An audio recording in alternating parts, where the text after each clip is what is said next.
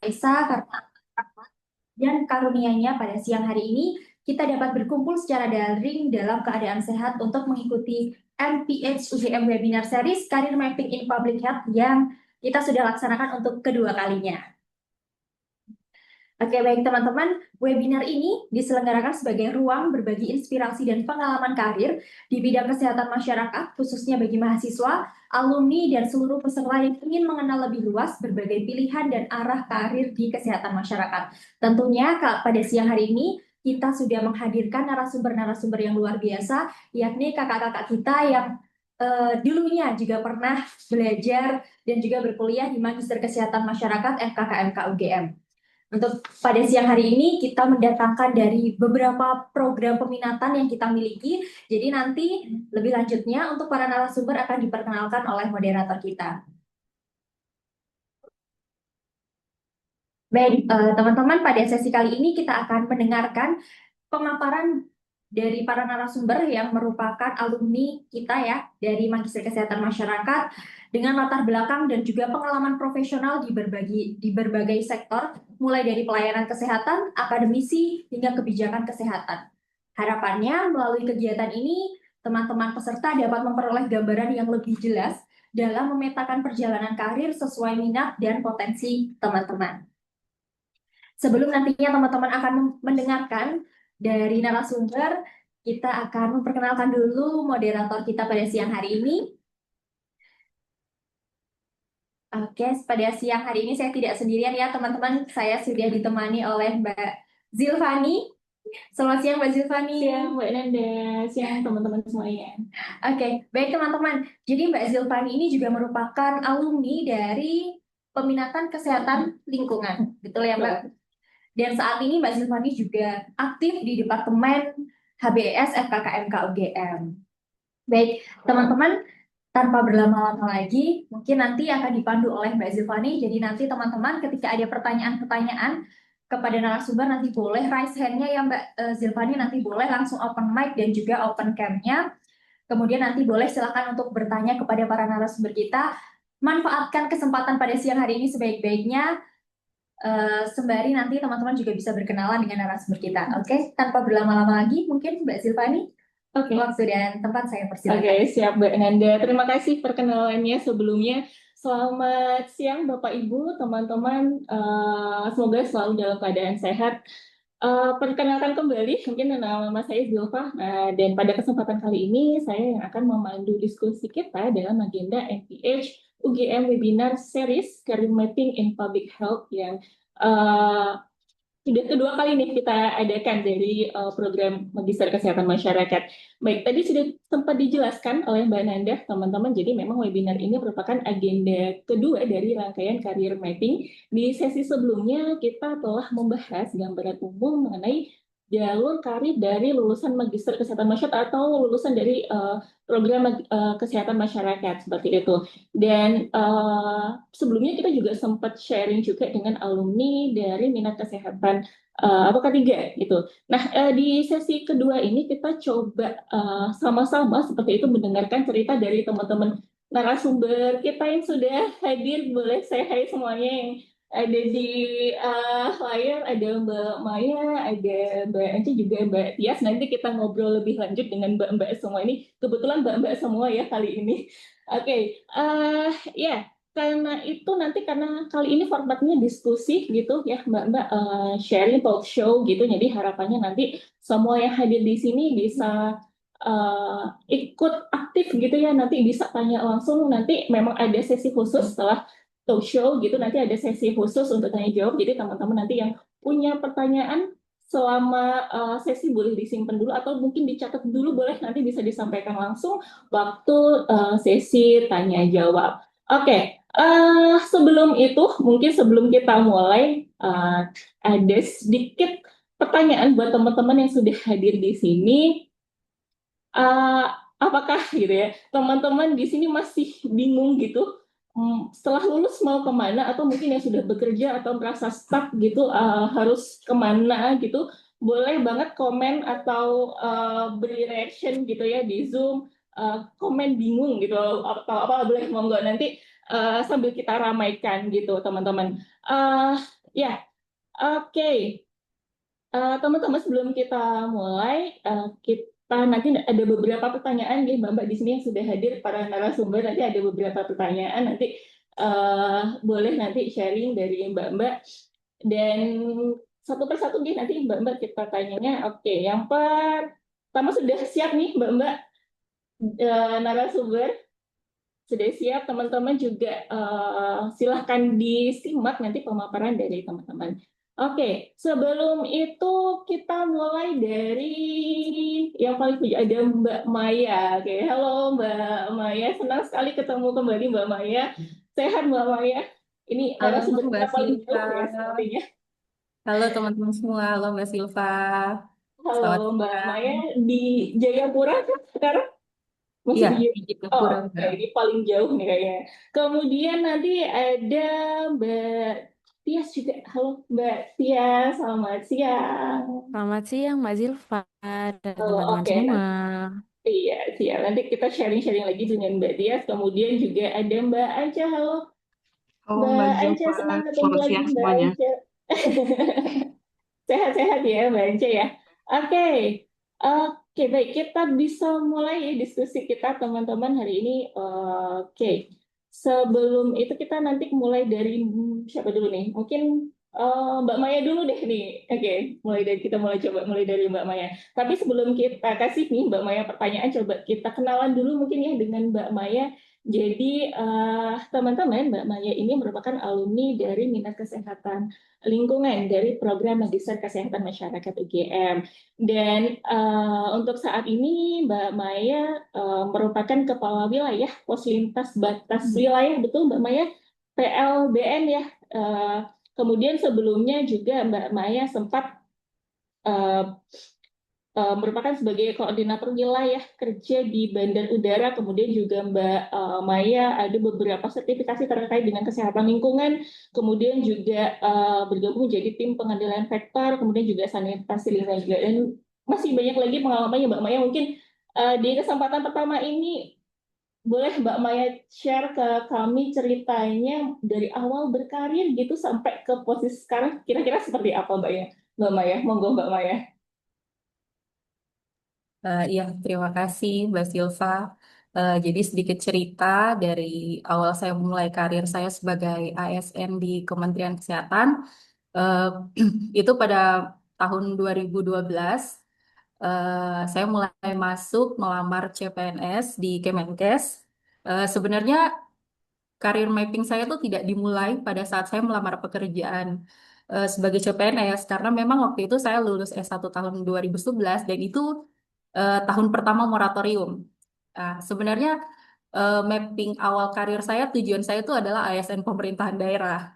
Cuman karena moratorium dan 2012 itu dibuka CPNS di Kemenkes, jadi waktu itu saya berpikir, oh kesempatan ada, kenapa nggak sikat aja gas gitu. Puji Tuhan, waktu itu one shoot lolos CPNS, kemudian berproses di BKK. Karena tadi career mappingnya belum disetting sebelum masuk, saya pun bahkan cukup kaget ya, karena kurang riset mengenai job desk instansi yang saya tuju. Ternyata untuk peminatan counseling itu cukup teknis pekerjaannya di instansi saya. Terus kemudian juga kami karena bekerjanya di Balai Kekarantinaan Kesehatan itu fokus di pintu-pintu masuk wilayah. Pintu masuk wilayah itu ada pelabuhan, bandara, dan ada beberapa di Indonesia itu yang terhubung langsung dengan perbatasan negara, seperti salah satunya kami di Jayapura, di Kalimantan.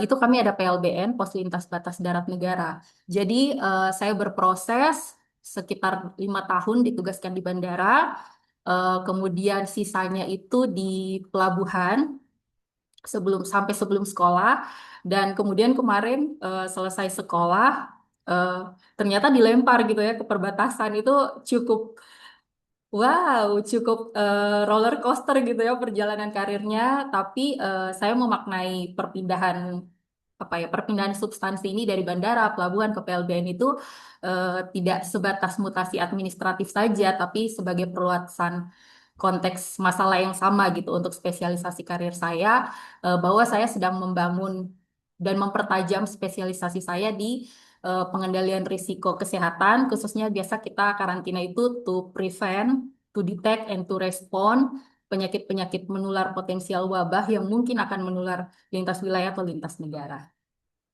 Sekian, Mbak. Menarik sekali tadi di awal merasa ini teknis banget. Nanti kita ngobrol lagi ya Mbak Maya, gimana Mbak Maya handle itu, terus kemudian memutuskan untuk sekolah lagi. Nanti kita coba perdalam lagi dari Mbak Maya. Oke, baik, kita lanjut ke narasumber kita yang kedua. Tapi sebelum itu sudah hadir di sini juga ada Mbak Mutia atau Mbak Mutia Ulfa. Mbak Mutia Ulfa, halo Mbak, selamat bergabung. Nanti kita ngobrol lagi Mbak ya setelah ini. Siap-siap. Oke, siap. Baik, kita lanjutkan ke pembicara kita yang ketiga, ada Mbak Tias. Halo, Mbak Tias. Halo Mbak. Ya, oke. Mbak Zil. Iya, Mbak Zilfa, Mbak Zil. Iya, iya Mbak Zil, boleh. Iya, pertanyaannya sama Mbak Tias, tapi sebelum itu kita kenalan dulu sama Mbak Tias. Jadi memang Mbak Tias ini merupakan dosen kebijakan betul ya Mbak Tias di Poltekkes Kemenkes Semarang, mohon maaf. Dan sebelumnya merupakan alumni dari UGM juga di kebidanan, kemudian melanjutkan S2 di program Magister Kesehatan Masyarakat juga di minat KIA-KR. Dan sebelumnya juga merupakan asisten akademik di mohon maaf, asisten koordinator ya di CFHC IPE FKKMK UGM.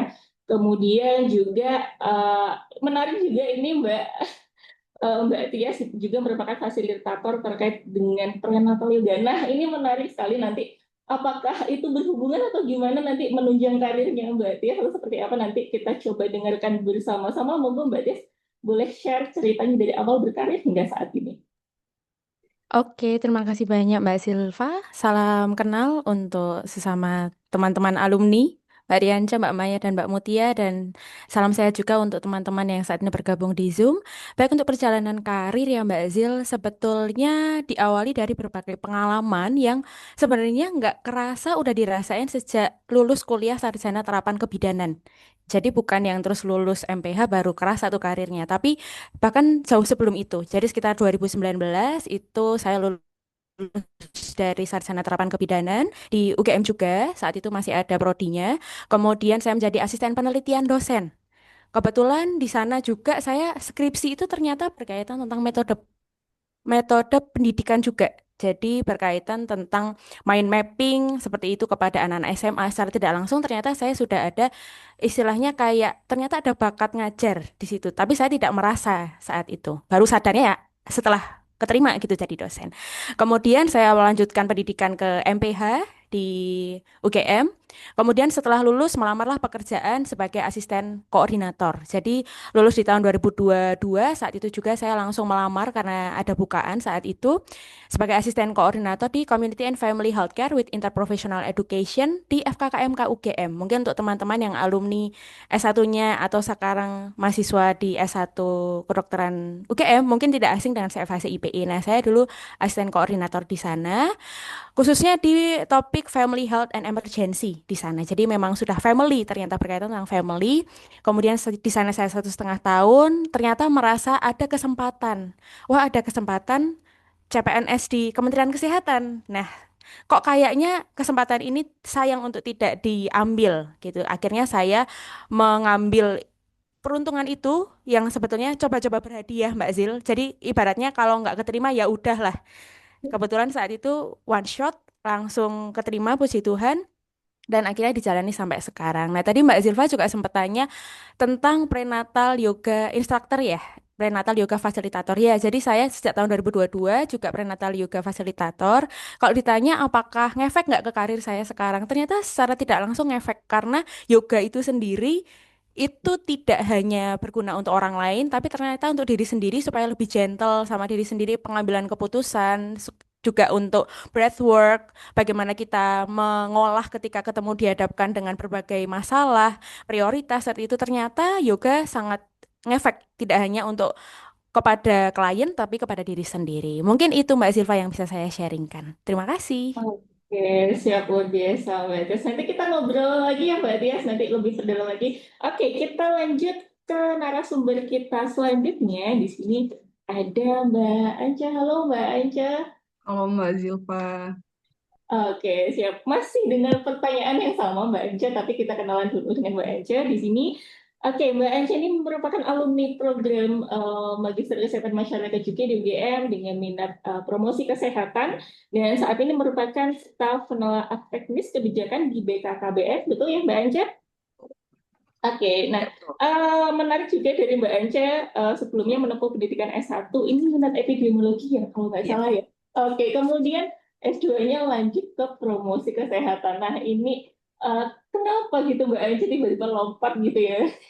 Mungkin teman-teman juga penasaran atau ada yang bingung apakah memungkinkan gitu ya kok merasa ini aku nggak cocok kemudian aku kalau semisal apa namanya pindah ini nanti gimana dan seterusnya gitu mungkin nanti Mbak Ence bisa sedikit ceritakan itu ya monggo nanti bisa diceritakan mulai awal karirnya hingga saat ini monggo Mbak Ence. Ya, terima kasih Mbak Zilfa. Jadi seperti yang dikatakan Mbak Zilfa tadi, waktu S1 itu untuk ilmu kesehatan masyarakatnya saya ambil peminatan epidemiologi. Sempat juga terlibat dalam penelitian dosen, kemudian ikut sebagai enumerator gitu ya. Jadi emang berkutatnya di bidang data seperti itu, kayak lebih familiar lah dengan data gitu. Nah, kemudian setelah selesai pendidikan S1, kemudian sebenarnya seperti Mbak Maya juga tadi ya, kayak belum ada kepikiran nih sebagai lulusan yang belum punya visi mau seperti apa karir mappingnya, tapi lebih mempertimbangkan opportunity apa yang tersedia di uh, pasar pada saat itu gitu. Kemudian setelah melihat ada peluang karir di NGO, kemudian juga pada saat itu CPNS juga dibuka seperti itu. Akhirnya memutuskan untuk dengan dorongan orang tua, akhirnya mencoba untuk bergabung dengan ikut seleksi di CPNS. Pada saat itu banyak ya instansi yang buka, tapi dengan banyak pertimbangan akhirnya memutuskan bergabung di Badan Kependudukan Keluarga Berencana Nasional. Pada saat itu namanya masih BKKBN, gitu kan. Kemudian di BKKBN sendiri itu pekerjaannya banyak yang saya tuh membantu menyiapkan paparan kepala gitu, kemudian membantu sosialisasi ataupun edukasi baik di sekolah, baik ke masyarakat seperti itu, ke kader. Nah, di situ jadi tantangan tersendiri nih, kayak awalnya cuman kita present data doang, kok kayaknya ketika saya menghadapi stakeholder dari dinas di kabupaten kota dengan dibandingkan ketika saya harus menghadapi masyarakat umum, khususnya anak sekolah, itu kan berbeda banget ya Mbak. Jadi saya melihat kemampuan saya masih terbatas banget. Kemudian pada saat itu juga saya bergabung dengan salah satu komunitas lokal di sini namanya Empo Women. Di situ kita juga menggarap satu grants dan saya terlibat di bagian research and development dari kurikulum untuk diajarkan ke anak-anak SMP pada saat itu di salah satu wilayah. Nah, disitulah muncul kayak, oh iya, masih perlu banyak belajar dan akhirnya memutuskan untuk mengambil PPK gitu peminatannya, bukan lagi epidemiologi karena pengen tahu bagaimana sih sebenarnya promosi kesehatan yang benar seperti itu. Itu sih Mbak. Siap. Oke, siap Mbak Ence. Jadi memang tumbuh seiring berjalannya waktu gitu ya, Mbak Ence ya, melihat Sangat organik. betul betul.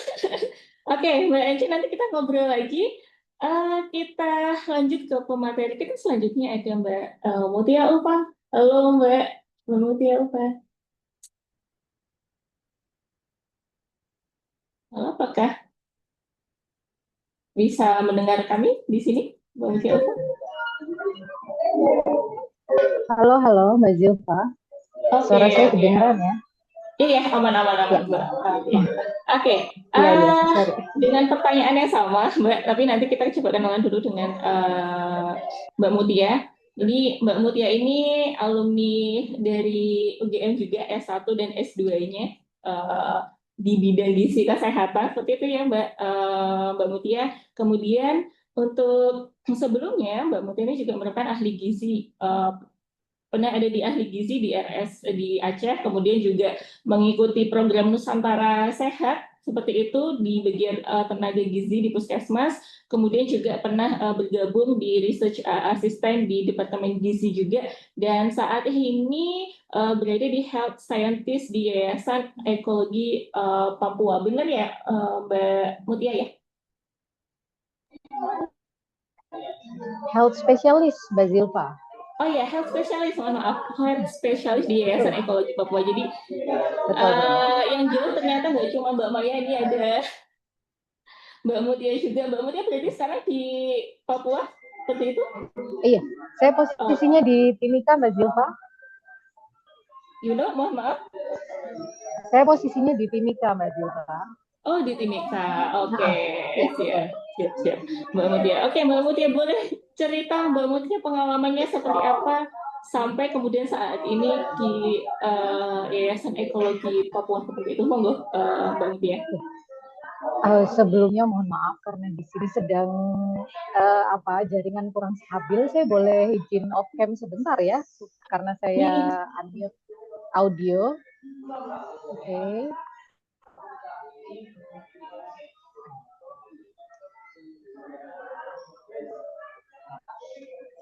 Oke. Suara saya terdengar ya Mbak Zilfa ya? Ya, aman Mbak. Oke. Wah, menarik ya untuk talk show-nya kali ini karena sebelumnya bekerjanya semuanya di pemerintahan. Narasumbernya ada Mbak Maya, Mbak Yustina, kemudian Mbak Riaja, semuanya di pemerintahan. Tidak mungkin saya tidak mencoba untuk CPNS, mendaftar CPNS. Dulunya saya pernah mencoba, cuman saya rasa mungkin bukan rezeki saya untuk bekerja di pemerintahan. Namun ya sekarang akhirnya saya bisa mengerti bahwasanya beberapa karir yang saya jalani dari semenjak saya lulus di tahun 2009, lulus S1, itu saya langsung di rumah sakit. Kemudian saya juga pernah di catering, kemudian saya pernah iseng-iseng coba menjadi wartawan di Aceh waktu itu, wartawan putri. Jadi saya itu orang yang memang tidak terpaku pada satu tempat, di mana ada masalah kesehatan yang menarik di suatu tempat yang mungkin tidak begitu diperhatikan oleh yang lainnya, atau mungkin sebenarnya masih perlu kita semua. Jadi ya itu yang saya tuju seperti itu. Termasuk saya mencoba Nusantara Sehat. Sebenarnya Nusantara Sehat itu saya coba bukan untuk satu, yang pertama itu pengalaman, yang kedua itu saya bisa dapat disekolahkan gratis. Itu sih tujuannya untuk Nusantara Sehat itu seperti itu, disekolahkan gratis untuk bisa lanjut S2. Kebetulan pada masa saya Nusantara Sehat bisa seperti itu, benefit yang kita dapatkan. Kemudian sekarang saya berfokus di NGO di sini, yang memang kita lebih memprioritaskan suku-suku pedalaman yang tidak terjangkau oleh pemerintah. Seperti itu. Jadi di situ tidak ada tenaga kesehatan dari pemerintah, tapi di situ ada kita. Jadi kita berkolaborasi, kita mendukung, kita support pemerintah. Prinsipnya manapun kerjaan, sampai saya seperti ini di saat ini, sampai saya bisa dari ujung barat ke ujung timur ya, yaitu semua tentunya tidak tiba-tiba. Saya punya plan untuk itu, tapi prioritasnya tetap di dunia kesehatan. Gitu sih Mbak Zilfa. Oke, terima kasih Mbak Mutia. Jadi pada akhirnya menambatkan di dunia NGO gitu ya, Mbak Mutia, setelah perjalanan panjangnya. Oke, tadi banyak sekali cerita dari teman-teman yang bisa kita kulik. Ini akan nyambung ke pertanyaan selanjutnya. Tadi kalau Mbak Ance, kemudian juga Mbak Maya ngomong ada faktor ada ini semacam peluang gitu ya yang bisa diambil waktu itu kemudian memutuskan untuk berkarir di dunia itu sampai sekarang seperti itu. Nah, dari Mbak-mbak semuanya di sini dan teman-teman, faktor apa ya? Mungkin dari selain dari ada apa namanya?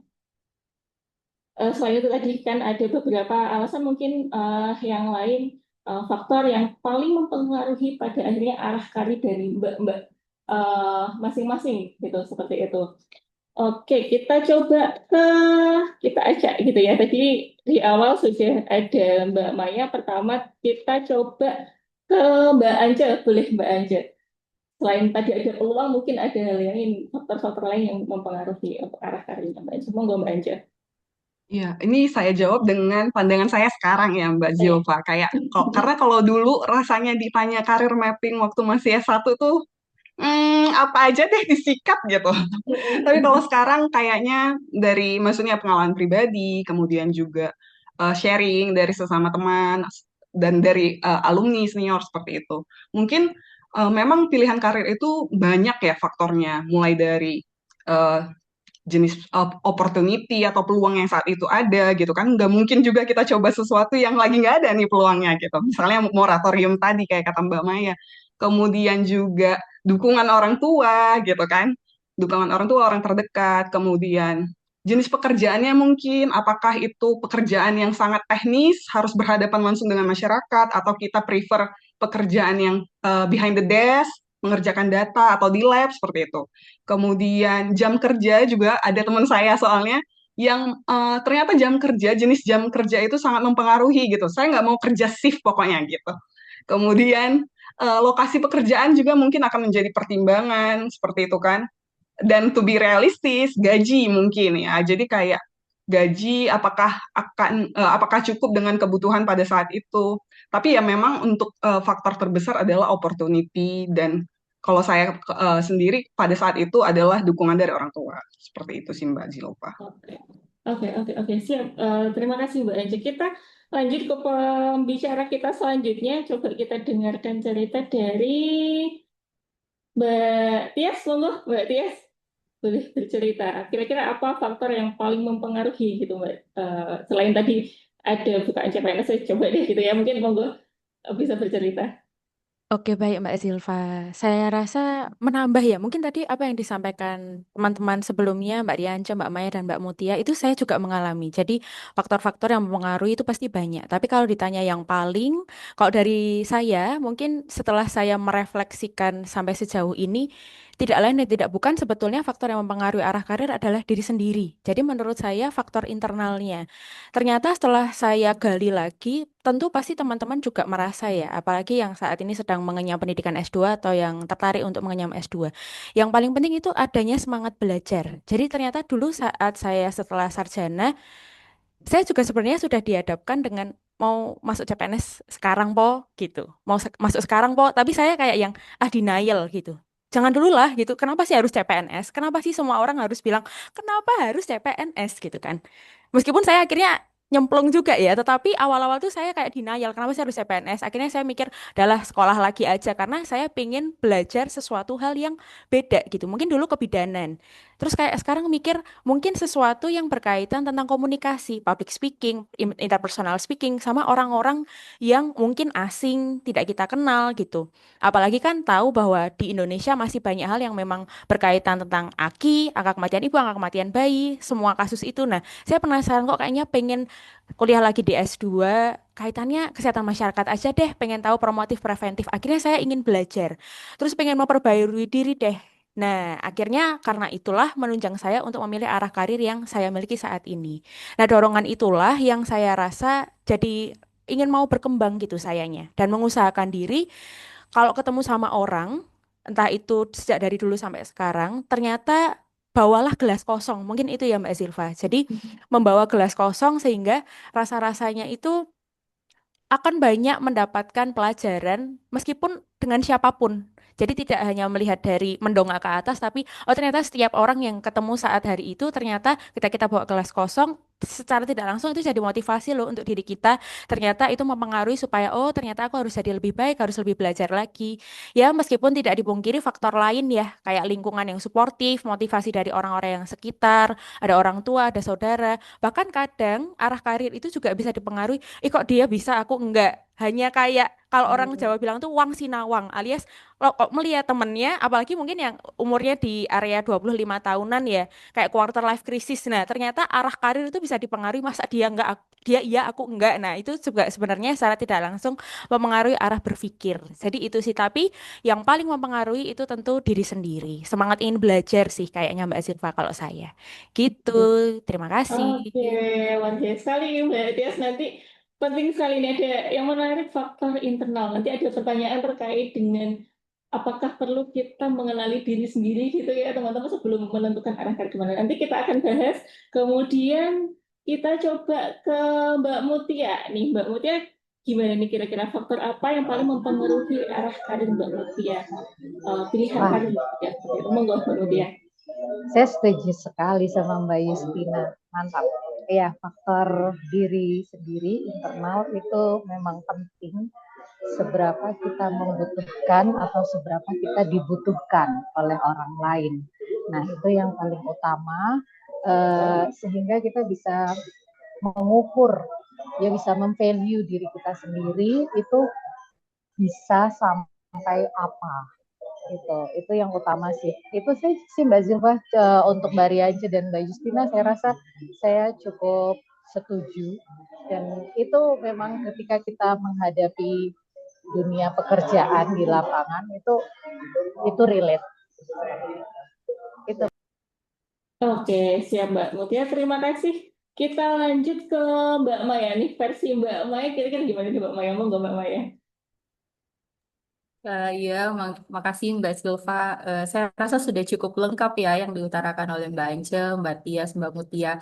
Faktor yang paling mempengaruhi arah karir itu saya setuju. Yang pertama tuh opportunity, kesempatan, terus kedua tuh faktor internal.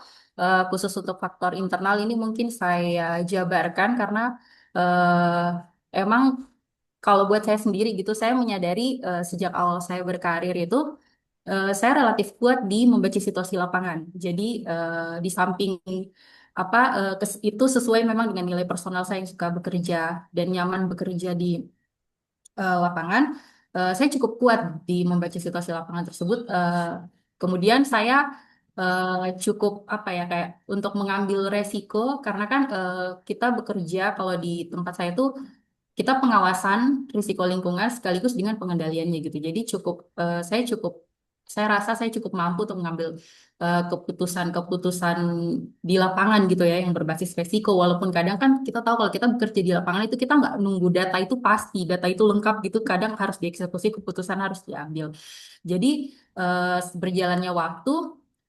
Terus saya juga menemukan gitu bahwa saya suka berelasi gitu, apalagi kalau kita di pintu masuk ya di bandara, di pelabuhan, teman-teman mungkin tahu karantina itu nggak berdiri sendiri. Kita biasa tuh kenal dengan istilah CIKS. Jadi kami tuh serangkaian custom, bea cukai, imigrasi, dan quarantines. Jadi quarantinesnya itu nggak hanya satu. Jadi kami karantina kesehatan sama yang teman-teman dari karantina hewan, ikan, dan tumbuhan. Jadi kami tuh selalu bersinergis, berkolaborasi, dan saya tuh cukup suka gitu berelasi dengan teman-teman dari lintas sektor. Jadi saya menemukan titik temu ini gitu. Jadi eh, bukan hanya sebatas passion yang murni, tetapi passion terus menemukan dengan konteks lingkungan yang tepat. Jadi mungkin itu faktor-faktor yang mempengaruhi arah karir saya. Oke, oke. Terima kasih Mbak Maya. Jawaban dari Mbak Maya ini tadi penuh ini ya, apa namanya? Semuanya merefleksikan nih gitu ya kira-kira kondisi diri seperti apa, kemudian yang cocok seperti apa. Nah, ini pertanyaan selanjutnya juga terkait dengan perencanaan karir gitu di awal karir gitu. Mungkin boleh sedikit lebih detailkan gitu Mbak terkait tentang berarti apakah penting gitu? Mungkin ada nasihat gitu ya bagi teman-teman yang penting nggak sih sebenarnya kita merencanakan itu di awal gitu. Mungkin sebelum mereka lanjut gitu untuk apa namanya menentukan arah karirnya kemana seperti itu. Kita coba mulai dari Mbak Anca. Halo Mbak Anca, silakan Mbak Anca, gimana menurut Mbak Anca kira-kira? Oke, perencanaan karir ya sejak dini. Menurut saya itu sebenarnya sangat penting ya, kayak tapi perencanaan karir ini bukan artinya kita harus mematok bahwa kita sudah tahu mau jadi apa dan menutup diri untuk kemungkinan-kemungkinan lainnya, bukan. Tapi mungkin kalau saya sendiri menerjemahkan perencanaan karir sejak dini itu adalah memberi ruang untuk diri sendiri, mungkin dari sejak awal, dari sejak mungkin S1 seperti itu ya. Kayak sebenarnya mengenali di public health ini ada opportunity apa aja sih, bisa jadi apa aja. Kemudian sebenarnya bidang yang saya sukai atau yang ingin saya tekuni itu bidang seperti apa. Kemudian kita juga mungkin bisa cari tahu seperti yang tadi saya uraikan bahwa ternyata job description di public health ini beda-beda banget nih gitu. Ada yang teknis banget kayak Mbak Maya gitu kan. Kemudian ada yang langsung ke masyarakat kayak Mbak Mutia. Jadi mungkin kalau kita dibilang apakah penting untuk merencanakan karir sejak dini, penting sekali. Jadi kita benar-benar mengenali diri kita dan juga mengenali lingkungan yang akan kita cemplungi gitu. Jadi nggak ada istilah kecemplung seperti itu. Kemudian juga karena karir itu menurut saya pada akhirnya akan menjadi sesuatu yang kita harus berkomitmen pada satu sisi kehidupan seperti itu ya. Jadi lebih baik tahu dan akhirnya bisa mempertimbangkan secara mindful ataupun kesadaran penuh gitu, ingin berkarir seperti apa. Jadi ya kesimpulannya penting banget sih, cuman bukan untuk mengikat mau jadi apa, tapi tidak menyia-nyiakan waktu untuk berpikir, seperti itu Mbak. Oke, oke, setuju Mbak Anja, karena biasanya orang baru sadar kalau udah kecemplung gitu ya, katanya kok tiba-tiba kok ngerasa nggak nyaman atau gimana gitu kan. Oke, Mbak Anja, Iya, terima dan kasih. sorry Mbak Zilpa, dan mungkin kalau di saya pada saat itu adalah ternyata misalnya pekerjaan yang kita tuju membutuhkan skill bahasa Inggris.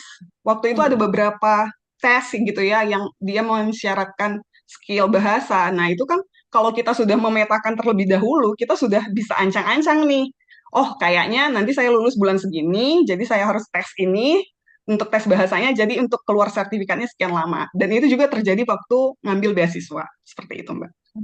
Nah, ini juga penting juga karena biasanya teman-teman sukanya dadakan. Oh, ternyata ada syarat ini, belum sekejar gitu nyari yang cepet di mana kira-kira yang bisa ngeluarin sertifikat cepet kan gitu biasanya teman-teman ya. Oke, terima kasih Mbak Anca. Selanjutnya kita coba dengarkan pendapat dari Mbak Tias, monggo Mbak Tias. Oke, Mbak Zilfa, saya setuju dengan Mbak Ance. Mungkin menambahkan aja kalau ada rate 1 sampai 10 ya Mbak Zilfa. Mungkin menurut saya karir mapping asik. Biar cocok sama nama acaranya ya. Karir mapping atau perencanaan karir itu secara dini pentingnya itu di rate 9. Karena yang 1 poin itu realisasi dari Tuhan ya. Kesempurnaan hanya milik Tuhan gitu kan katanya. Nah, jadi 9 aja lah, jangan sempurna. Jadi jawabannya sangat penting. Mungkin sedikit sharing ya Mbak Zilfa. Ternyata setelah saya flashback itu dulu waktu zaman saya SMA mau ke kuliah, itu saya dulu waktu mau masuk UGM, ada sebuah penugasan di sana untuk karir mapping. Jadi istilahnya memetakan, oh 5 tahun lagi dari sekarang aku pengen jadi apa, 10 tahun lagi mau jadi apa, at least mau jadi apa. Kemudian pelan-pelan ternyata seiring berjalannya waktu, mungkin karena mikirnya saat itu masih awal-awalnya ngerasanya nggak penting. Tapi ternyata ketika melihat kembali gambarnya, melihat kembali tulisannya, oh ternyata itu adalah sesuatu yang saya aminkan dulu. Karena akhirnya ternyata satu demi satu itu benar-benar terjadi. Jadi lulus S1 atau D4, kemudian saya lanjut S2, ternyata saya menjadi pengajar. Nah, setelah itu kayak merasa, oh ternyata karir mapping itu ternyata sejak dini itu penting. Karena istilahnya kita jadi pengen ke arah sana, dan proses yang kita jalani itu istilahnya supaya ke arah sana. Jadi secara tidak sadar badan kita juga kayak ngerasa, oh aku harus mempersiapkan berarti 5 tahun lagi dari sekarang aku pengen ngapain, proses apa ya yang harus aku lakukan gitu. Jadi secara nggak langsung seperti itu. Jadi penting sekali, gitu Mbak Zil. Oke, oke, terima kasih Mbak Dian. Oke, kita lanjut ke Mbak Maya. Gimana kira-kira menurut Mbak Maya? Setuju ya, setuju sama Mbak Anci sama Mbak Tias. Jadi planning career mapping di awal itu tuh sangat penting. Tapi mungkin perlu dipahami career mapping itu bukan sebagai kayak rencana yang kaku gitu. Jadi career mapping kita juga harus terutama kayak seperti saya yang sudah bekerja gitu ya, sudah bekerja beberapa tahun. Jadi career mapping itu sebagai patokan yang harus adaptif dan bisa dievaluasi gitu. Jadi contoh kayak apa dia sebagai pedoman gitu. Jadi saya pengennya di tahun kesekian saya bekerja, mungkin di golongan yang sekian, saya sudah mencapai level ini. Jadi menurut saya itu tetap penting untuk menjaga kita menuju kepada apa tujuan kita gitu ya. Jadi kayak career mapping itu seperti kompas gitu, menjaga kita untuk menuju ke arah kita. Tapi eh, apa ya kayak itu tidak harus kaku gitu. Jadi kadang pun sistem kesehatan itu berubah arah gitu. Jadi career mapping kita harus siap juga menyesuaikan dengan itu. Mungkin itu dari saya. Ya. Ya, terima kasih Mbak Maya. Ada evaluasi dan itu sifatnya fleksibel gitu ya Mbak Maya, mengikuti gitu ya. Karena biasanya kalau kadang ada yang udah pengen maunya kalau nggak dapet terus nanti stres sendiri dan seterusnya. Makanya itu penting evaluasi dan kemudian juga lebih fleksibel gitu. Oke, terima kasih Mbak Maya. Kita lanjut ke Mbak Mutia. Monggo Mbak Mutia, kira-kira menurut Mbak Mutia bagaimana? Oke, Mbak Zilpa, karir mapping. Karir mapping itu sangat perlu, Mbak Zilpa, kalau menurut saya, terutama itu kan bisa menentukan, bisa buat checklist ya dalam life goals-nya kita ya. Jadi tercapai di umur sekian atau kita bisa melakukan apa di umur sekian. Tapi kalau menurut saya sebelum kita menentukan karir mapping, ketika kita masih SMA nih, kalau di zaman saya dulu kan tadi tidak ada apa ya, kalau Mbak Justina tadi ada apa yang ke kampus itu ya untuk melihat jurusan-jurusannya itu ya. Nah kalau kita kan tidak ada tuh. Jadi zaman saya dulu saya tuh ketika menentukan masuk ke gizi itu saya lihat dulu nih gizi itu nanti bisa kerja di mana saja sih gitu. Jadi ketika SMA saya sudah poin seperti itu. Gizi ini bisa kerja di mana saja. Sefleksibel apa sih pekerjaan di gizi ini? Apakah hanya di rumah sakit? Apakah hanya di puskesmas? Seperti itu. Jadi saya mau lihat nih cabang-cabang kerja di mana saja yang bisa saya berada. Nah itulah mulai karir mapping itu saya mulai itu dari SMA sehingga saya memutuskan untuk masuk di gizi. Kemudian saya lanjut S2 itu untuk apa ya? Untuk menunjang mewujudkan karir mapping saya gitu. Jadi itu saya lakukan. Jadi poinnya memang sangat penting. Setuju sih kalau tadi kalau kita pakai skala 1 sampai 10 kita ambil di 9 tadi ya Mbak Justina. Ya, itu saya setuju sekali. Itu Mbak. Oke, terima kasih Mbak Mutia. Jadi kita semuanya sepakat ya Mbak, bahwa career mapping itu penting untuk dilakukan sejak awal gitu. Nah, pertanyaan selanjutnya, oke, kita merasa itu penting. Lalu biasanya teman-teman tuh bingung mau mulai dari mana, Mbak. Langkah konkretnya seperti apa gitu ya untuk memulai memetakan gitu ya. Oke, kita coba dengarkan dari Mbak Maya dulu, monggo Mbak Maya kira-kira langkah konkret apa kira-kira yang bisa mulai kita lakukan gitu Mbak Maya. Iya, baik. Terima kasih Mbak Sil. Jadi menurut saya mungkin yang perlu kita lakukan, mungkin buat teman-teman juga yang baru mau merencanakan karir mapping, eh, mungkin saya lihatnya dari dua sisi ya. Jadi pertama, kita perlu riset eksternal, dan yang kedua, kita perlu riset internal. Jadi riset eksternal ini pertama itu kita perlu analisis job desk pekerjaan yang kita incar. Jadi jangan seperti saya yang udah masuk terus kelabakan gitu ya. Tapi untungnya bisa menyelesaikan diri gitu ya. Jadi analisis job desk ini kita perlakukan seperti analisis ilmiah. Jadi seperti kita riset ilmiah. Jadi riset sedalam-dalamnya tentang pekerjaan yang kita incar atau bidang yang kita mau tuju gitu. Terus risetnya itu jangan hanya sebatas kayak apakah pekerjaan ini cocok untuk saya gitu, tapi lebih kepada eh, masalah apa nih yang ingin diselesaikan dari pekerjaan ini. Karena tentunya kan kita sudah harus bisa berpikir di level problem solver gitu ya. Terus kedua, di level mana masalah ini gitu. Apakah masalah ini teknis? Terus kemudian apakah masalah ini atau job desk ini tuh manajerial ataukah mungkin dia di level kebijakan. Terus cari tahu output kerjaannya itu apa gitu, apakah laporan, apakah keputusan, apakah kebijakan program. Terus kedua mungkin hard skill sama soft skill ya. Kadang itu banyak dari kita itu underestimate ke soft skill. Kita lebih ke memperkaya, mempertajam hard skill kita. Padahal soft skill kita ini itu sangat-sangat dibutuhkan di dunia kerja dan kadang itu banyak nggak diajarkan di dunia akademis gitu. Terus kemudian kita perlu menganalisis tantangan atau challenge yang di pekerjaan yang kita incar gitu atau yang kita tuju. Karena ini bagian yang paling sering dilewatkan, padahal ini penting gitu. Jadi kita harus bisa meriset sampai kayak gini. Bagian yang paling membuat orang gagal di posisi ini tuh apa gitu. Maksudnya gagalnya dalam arti mungkin bagian yang paling membuat orang tuh cepat burn out di posisi ini tuh apa. Terus tekanan mentalnya di mana, konfliknya dengan siapa gitu. Contoh seperti kayak mungkin di pemerintahan ya. Kayak kadang kan tekanan politik itu cukup tinggi kalau di pemerintahan gitu kan. Terus regulasinya ketat. Terus kemudian keterbatasan anggaran, terus mungkin kalau teman-teman yang mengincar ke NGO gitu, tekanan dari donor ya, pemberi dana, terus timeline yang harus segera-segera gitu. Nah, terus yang kedua itu mungkin dari eksternal gitu. Jadi eksternal ini lebih ke diri kita sendiri ya. Jadi kayak kita membaca diri sendiri dengan jujur, sejujur-jujurnya gitu. Jadi pertama mungkin kita lihat MBTI kita gitu. Jadi eh, ini sebenarnya bukan untuk melabeli diri kita, tapi sebagai kita pakai sebagai indikator untuk kita nih cocok di lingkungan kerja seperti apa gitu. Contoh seperti, oh saya ini orangnya introvert, berarti saya kuat di analisa, tapi mungkin saya agak lemah di negosiasi gitu. Saya orangnya ekstrovert gitu. Oh, berarti saya kuat di advokasi. Jadi kita lebih mengenali diri kita gitu.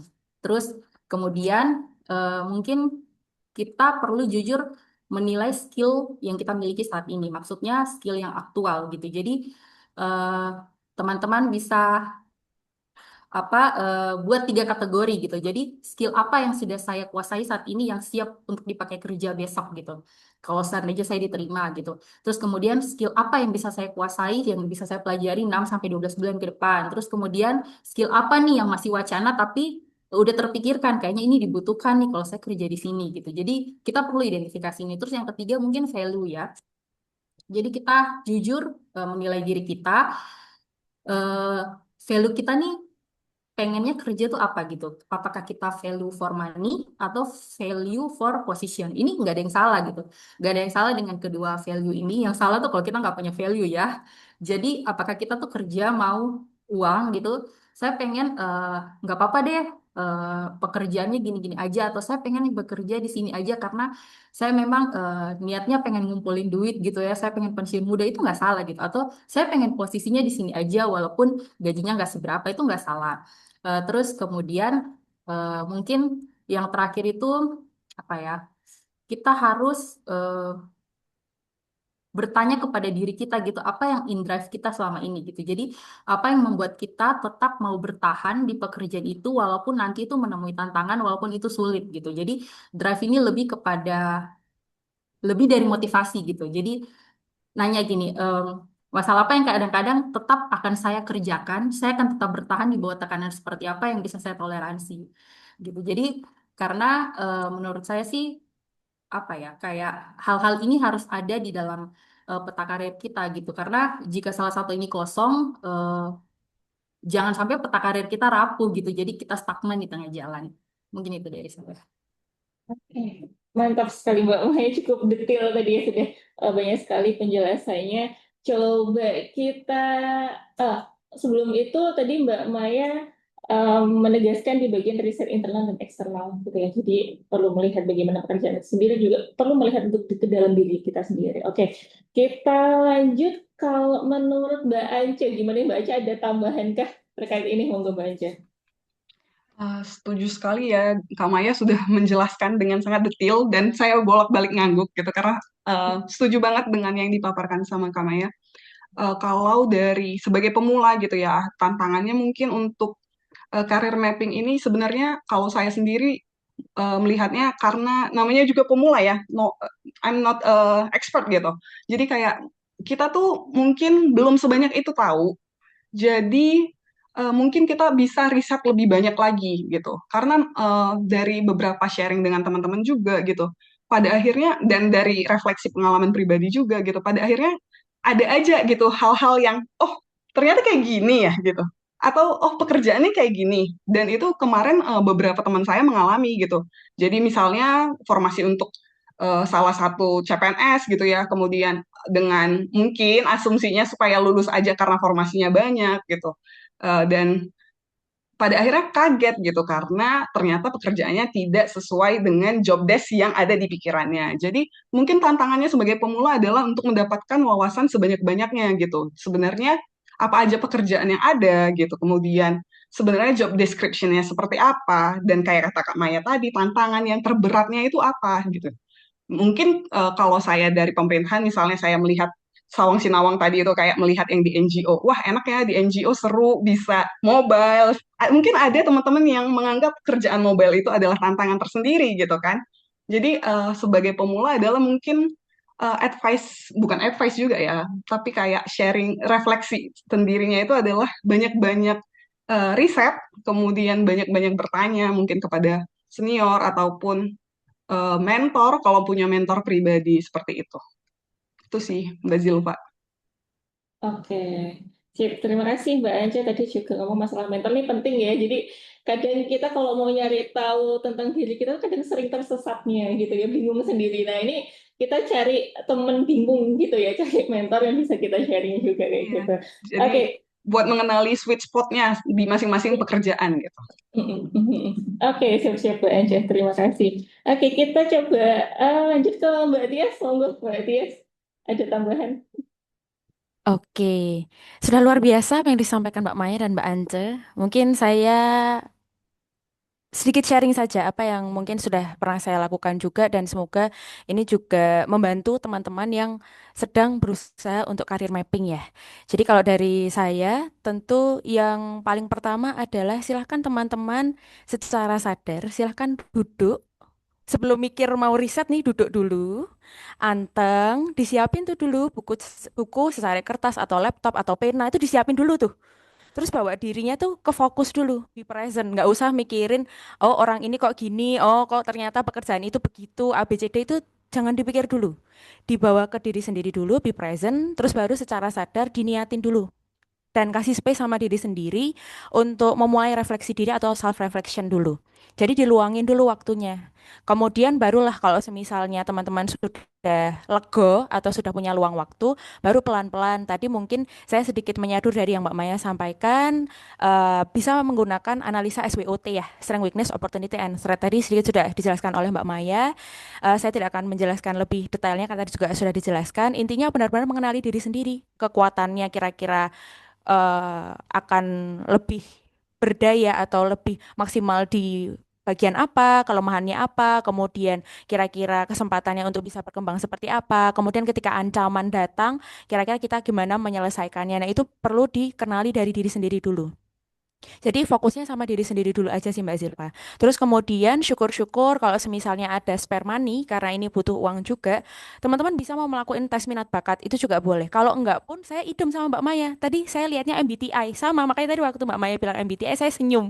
Karena lah sama. Meskipun mungkin itu nggak bisa jadi acuan self-diagnose, tapi at least itu bisa membantu kayak kita tuh kira-kira karirnya akan apa sih, orang-orang yang dengan MBTI ini karirnya seperti apa sih? Bisa nggak kita juga sama-sama kayak mereka kayak gitu. Jadi melihat juga. Kemudian jangan lupa jangan berhenti mencoba. Jadi kalau saya rasa karir mapping itu berkaitan juga dengan ayo coba sekali ikut kegiatan-kegiatan yang sekiranya kita suka. Misal kalau saya pengen coba di lapangan juga, misalnya beberapa kali volunteer-volunteer, atau coba juga di asisten penelitian yang tadi sempat saya sebutkan. Saya coba, bahkan saya coba beberapa hal. Asisten penelitian, fasilitator yoga. Saya dulu sempat jadi barista juga, pernah bikin kopi juga. Terus juga dulu pernah juga istilahnya jadi volunteer cuma di bagian kesehatan. Nanti kalau ada pelatihan-pelatihan saya masuk ke sana kayak gitu ya. Saya coba semuanya. Kira-kira mana sih yang kira-kira tuh paling aku banget gitu. Tapi tentu dengan eksplorasi. Jadi kayak ternyata ini enggak, atau aku ini bisa tapi kayaknya apa yang harus aku perbaiki. Jadi istilahnya tetap membuka diri untuk istilahnya ada space kita untuk bertumbuh. Kemudian kalau sudah syukur-syukur kita punya teman yang bisa untuk sharing Mbak Silva. Jadi sama kayak tadi Mbak Rianca, syukur-syukur cari teman yang sama-sama bisa berkeluh kesah. Jadi aku tadi udah kayak gini, kira-kira menurut kamu gimana? Atau bahkan juga bisa menggunakan mentor. Mentor pun juga nggak usah jauh-jauh. Bisa dari orang tua kalau memang dekat dari orang tua. Atau misalnya kalau sekarang sedang mengenyam pendidikan S2, dosennya mungkin istilahnya saya juga tidak menutup kemungkinan ketika saya di sini jadi dosen, banyak bimbingan akademik saya ya sering kadang datang kepada saya, tanya, curhat dong mah gitu ya kan, curhat dong bu gitu. Jadi boleh pakai mentornya itu orang-orang yang terdekat bisa ditanyakan. Kemudian baru menentukan, oh ternyata sudah trial and error, kemudian kira-kira sudah mendapatkan pengalaman ini dan itu, yakin difiksin tujuan karirnya benar-benar tuh mau apa sih. Nah kalau sudah, kira-kira sudah yakin benar-benar itu dibuatlah poin-poin yang istilahnya benar-benar itu dibuat daftar sehingga kita akan komit sama hal itu. Kalau sudah, jangan lupa selalu fokus dan berdoa. Karena menurut saya dua hal itu penting juga. Fokus doang nggak cukup, doa doang juga nggak cukup. Doa kan nggak mungkin doa aja, minta sama Tuhan, kira-kira aku nanti mau jadi insinyur, tekan nggak mungkin. Jadi harus tetap berusaha. Saya rasa itu sih. Jadi step by stepnya pun itu juga saya lakukan. Saya melakukan itu juga ketika saya sedang in the lowest point. Kalau in the lowest point, karir sedang stuck, dah itu butuh diri sendiri, buka jurnal, aku mau nulis apa. Nah, gitu biasanya itu akan membantu kira-kira karirku stagnan atau aku bisa lebih baik lagi atau enggak. Gitu sih Mbak Zilfa. Oke, terima kasih Mbak Tis. Jadi Mbak Tis ngajak kita lebih mindful gitu ya untuk menentukan pilihan hidup. Juga coba explore gitu. Kadang teman-teman ini takut nih mau explore gitu kan, mencoba hal baru itu takut gitu. Nah ini ternyata penting teman-teman buat kita coba untuk menentukan arah karir mana yang cocok gitu ya buat kita. Oke, terima kasih. Kita coba lanjut ke Mbak Mutia. Mbak Mutia, monggo ada tambahan terkait ini? Wah, enaknya kalau jadi yang terakhir tuh cuman melengkapi aja Mbak Zilfa. Oke, sudah lengkap semuanya ya dari ketiga narasumber. Saya cuman mau dulu waktu saya masih S1, itu ketika saya dapat masalah itu saya pasti lagi emosi-emosinya ya umur segitu ya. Nah itu saya bingung tuh mau gimana. Akhirnya ada teman yang memang kasih tahu saya, eh, kamu harus keluar dari zona nyaman yang eh, kamu sedang tinggali gitu. Jadi dari situ saya langsung berpikir, oh oke, ternyata itu juga bisa digunakan ketika kita bekerja. Seberapa jauh sih kita ini bisa keluar dari zona nyaman kita sendiri. Jadi kalau kita tidak bisa keluar dari zona nyaman, ya bekerjalah dengan sesuatu yang kita sukai. Berusahalah untuk menggapai sesuatu yang kita sukai. Tapi kalau kita ingin pengalaman yang menarik sampai dari Sabang sampai Merauke, ya berarti artinya kita harus mencoba hal baru atau keluar dari zona nyaman kita yang biasa hidup di kota, kemudian harus ke pedalaman, ke desa. Nah itu kan artinya menurut saya itu poin untuk bagaimana kita menentukan tujuan hidup itu dari diri kita sendiri. Kalau kita tidak mampu keluar dari zona nyaman kita, ya kita harus berusaha untuk bersaing di sesuatu yang kita suka. Itu sih Mbak Zilfa.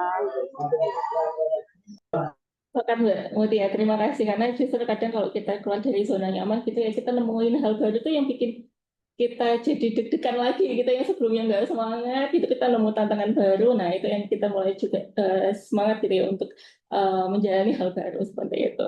Oke, kita coba masuk.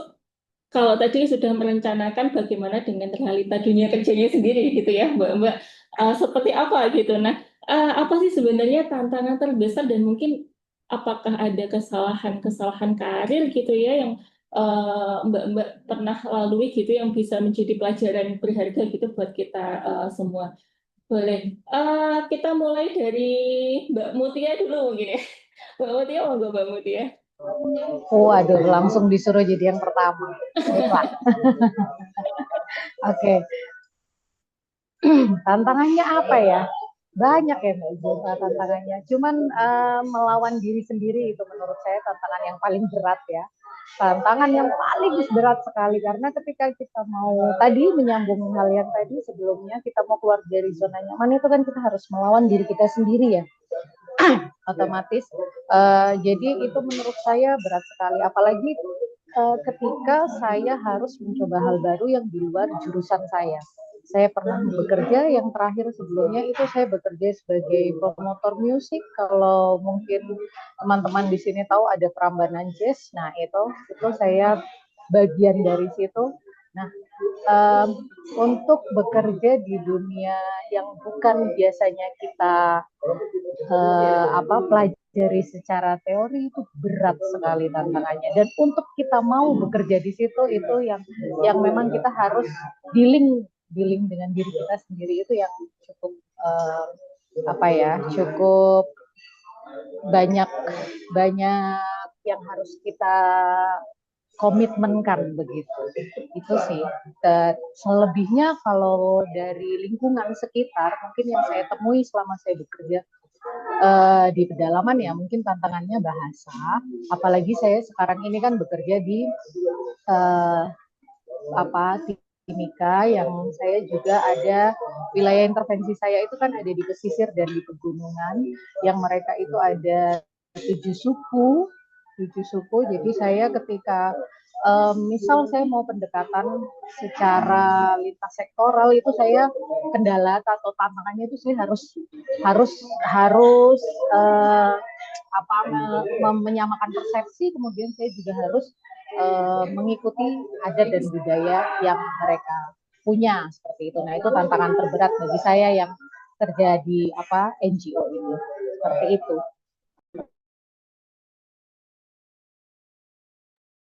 Oke, terima kasih Mbak Mutia. Tadi ada poin melawan diri gitu ya. Itu salah satu juga yang penting untuk kita bisa survive gitu ya. Oke, selanjutnya kita coba dengarkan dari Mbak Maya. Monggo Mbak Maya.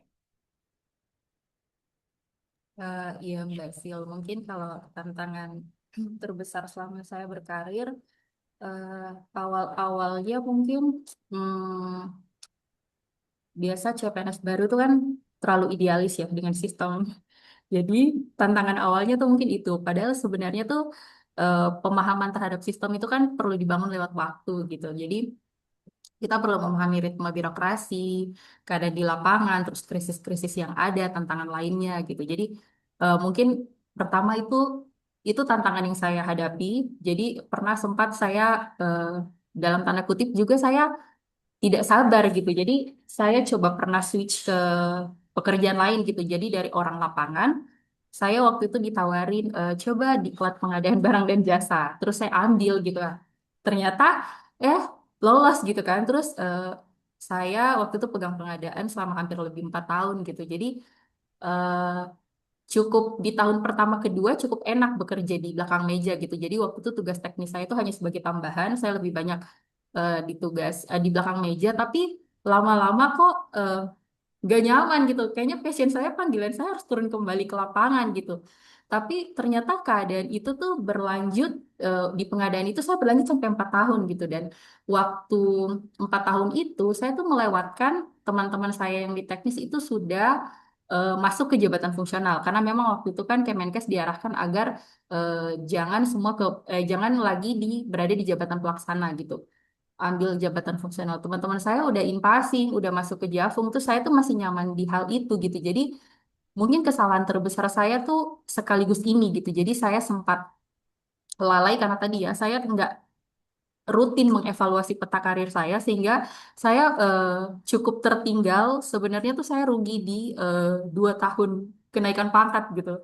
Karena waktu saya impasing itu tepat sebelum 1 tahun sebelum kuliah gitu. Jadi pada saat kuliah kan harus melepas jabatan fungsional gitu. Jadi sekarang lulus saya harus mulai dari nol lagi gitu. Padahal saya sudah cukup lama di pangkat yang sekarang. Jadi itu mungkin kesalahan terbesar saya sekaligus tantangannya itu ya. Oke, terima kasih Mbak Maya. Pesan saya lagi ada pesan dari Mama ya, jangan lupa evaluasi gitu ya Mbak Maya. Oke, boleh kita dengar dari Mbak Tias, kira-kira gimana nih Mbak Tias? Monggo. Oke, Mbak Zilfa. Mungkin ini sudah lebih spesifik ya, berkaitan tentang karir saya saat ini menjadi dosen atau pengajar. Kalau ditanya tantangan terbesar yang biasanya dihadapi pemula di bidang ini biasanya manajemen waktu. Karena dosen atau pengajar memang pada dasarnya itu harus terlibat pada tridharma perguruan tinggi. Jadi mengajar iya, meneliti iya, mengabdi masyarakat iya, iya semua pokoknya. Jadi semuanya gitu. Jadi kayak harus bisa memanage waktu diri sendiri, apalagi mungkin ini sebagai quote and quote ya silahkan juga menjadi pertimbangan untuk perempuan. Jadi untuk perempuan, apalagi yang memiliki keluarga seperti itu, ini merupakan sebuah tantangan terbesar ketika memang awal-awal di bidang ini. Tapi kalau udah mulai terbiasa, bebas itu mau di dosen PTN, PTS, institut, Poltekkes atau apapun, saya rasa itu hampir sama semua. Itu akan kembali lagi pelan-pelan akan bisa memetakan waktu, oh mana aku harus meneliti, mana aku harus mengajar, mana aku harus bisa melayani masyarakat. Itu tapi sebagai awal itu sebagai tantangan memang Mbak Zilfa. Kemudian tantangan selanjutnya adalah beradaptasi. Beradaptasi itu apalagi terkait teknologi dan digital, termasuk penyesuaian diri pada lingkungan yang ternyata mahasiswanya sekarang udah generasi Z, yang benar-benar yang generasi yang agak berbeda, yang nanti ternyata semakin tua, yang awalnya saya mungkin sekarang umurnya masih di 20-an akhir, masih ketemu yang sama-sama generasi Z, nanti lama-lama semakin tua itu akan juga ketemu dengan generasi alfa, beta gitu. Nah, untuk yang saat-saat ini, apalagi saya mungkin baru kurang lebih 2 tahun ya, ini kalau dibilang pemula, saya juga dibilang pemula tuh intermediate mungkin ya. Jadi saya rasa ketemu generasi Z itu menarik gitu, karena mereka punya pemikiran sendiri. Datang ke kelas telat dulu merasa bersalah. Kalau sekarang enggak, Bu, telat Bu gitu. Itu udah beda banget. Vibe-nya tuh udah beda. Jadi garang yang bisa disampaikan itu udah beda banget zaman dulu sama zaman sekarang gitu. Jadi berusaha untuk menyesuaikan dan beradaptasi dengan sasaran yang dituju mahasiswa dalam hal ini, kemudian teknologi dan digitalnya. Sekarang udah ada Canva, CapCut, mau nggak mau jadi harus belajar itu. Mungkin kalau dulu ya apa sih Paint, Corel Draw ya kalau sekarang udah harus lebih advance lagi gitu dan penyesuaian diri pada lingkungan yang ternyata lingkungannya itu tidak banyak yang seusia gitu. Ternyata benar-benar ada yang udah senior nih. Misal kalau di dosen ternyata ada yang profesor, doktor itu kan otomatis usianya udah 60, 70, 50. Nah, bagaimana cara membawa diri itu benar-benar yang untuk kita yang masih pemula, saya yang masih pemula itu awal-awal itu ngerasa cukup struggling dan kesalahan karir yang mungkin memberi pelajaran berharga. Kalau di karir saya saat ini itu kadang saya itu ragu mengambil keputusan. Mungkin ini kaitannya dengan zodiak ya. Mungkin zodiak saya Libra itu mempengaruhi. Ya kan anak zaman sekarang mesti zodiak apa, MBTI apa, weton apa gitu kan biasanya berkaitan tentang itu ya kan. Nah, kalau saya mungkin ragu mengambil keputusan, menimbang-nimbang sehingga jadi kayak iya enggak iya enggak. Nah, dikombinasi dengan kurang disiplin membagi waktu. Jadi saya rasa mungkin ketika selama beberapa tahun ini saya menjadi dosen, banyak sekali kesempatan opportunity mengikuti seminar, webinar, kejuaraan kompetisi. Ya ada beberapa yang saya ambil, tapi ternyata ada beberapa lain yang mungkin relevan juga, saya nggak ambil gitu. Dan mungkin sedikit sharing, dulu awalnya sebelum saya masuk CPNS, sebenarnya saya mau masuk NGO teman-teman sebetulnya. Saya sudah antara persimpangan antara mau NGO atau di CPNS. Dulu saya sudah ikut wawancara beberapa kali dan sudah tinggal sedikit lagi masuk. Tapi ternyata Tuhan ingin mengarahkan saya, udah kamu ikut SKD aja, seleksi kompetensi dasar, kamu sudah lulus, silahkan masuk ke seleksi kompetensi berikutnya. Nah, jadi akhirnya Tuhan bawa saya, ya udahlah ternyata kesempatan NGO ini meskipun awalnya itu mau masuk, ternyata ya sudah keraguan itu ada baiknya juga. Tapi saya dulu sempat awal-awal merasa, kenapa ya saya dulu nggak NGO aja? Kan proyek seru gitu, ada tantangan gitu. Kalau anak sekarang ada tantangan, cobaan dicobain gitu ya kan. Nah, tapi setelah dipikir-pikir ya sudahlah memang Tuhan mungkin arahnya pengen saya ke sini aja gitu. Jadi mungkin kesalahannya lebih kepada ragu dalam mengambil kesempatan ketika ada kejuaraan, kompetisi karena secara tidak langsung itu kan akan berkaitan tentang tadi yang mungkin disebutkan oleh Mbak Maya, ada jabatan, kenaikan pangkat. Nah, di kami itu penting sekali untuk supaya mendapatkan achievement yang istilahnya itu akan menambah supaya ketika kenaikan pangkat dan jabatan itu menjadi dalam tanda kutip itu mulus. Karena kita tidak bisa tutup mata, mungkin tadi sempat juga disebutkan oleh Mbak Rianca, kita nggak bisa idealis tok realistis juga Bu ya jadi idealis penting oh kita pengen begini begini begini begini karir mapping tapi kalau kagak ada duitnya ya mikir juga gitu kan jadi memang realistis itu perlu dipikirkan apalagi nanti sudah semakin sepuh apalagi berkeluarga dan seterusnya mungkin itu ya Mbak Zil yang bisa saya sampaikan.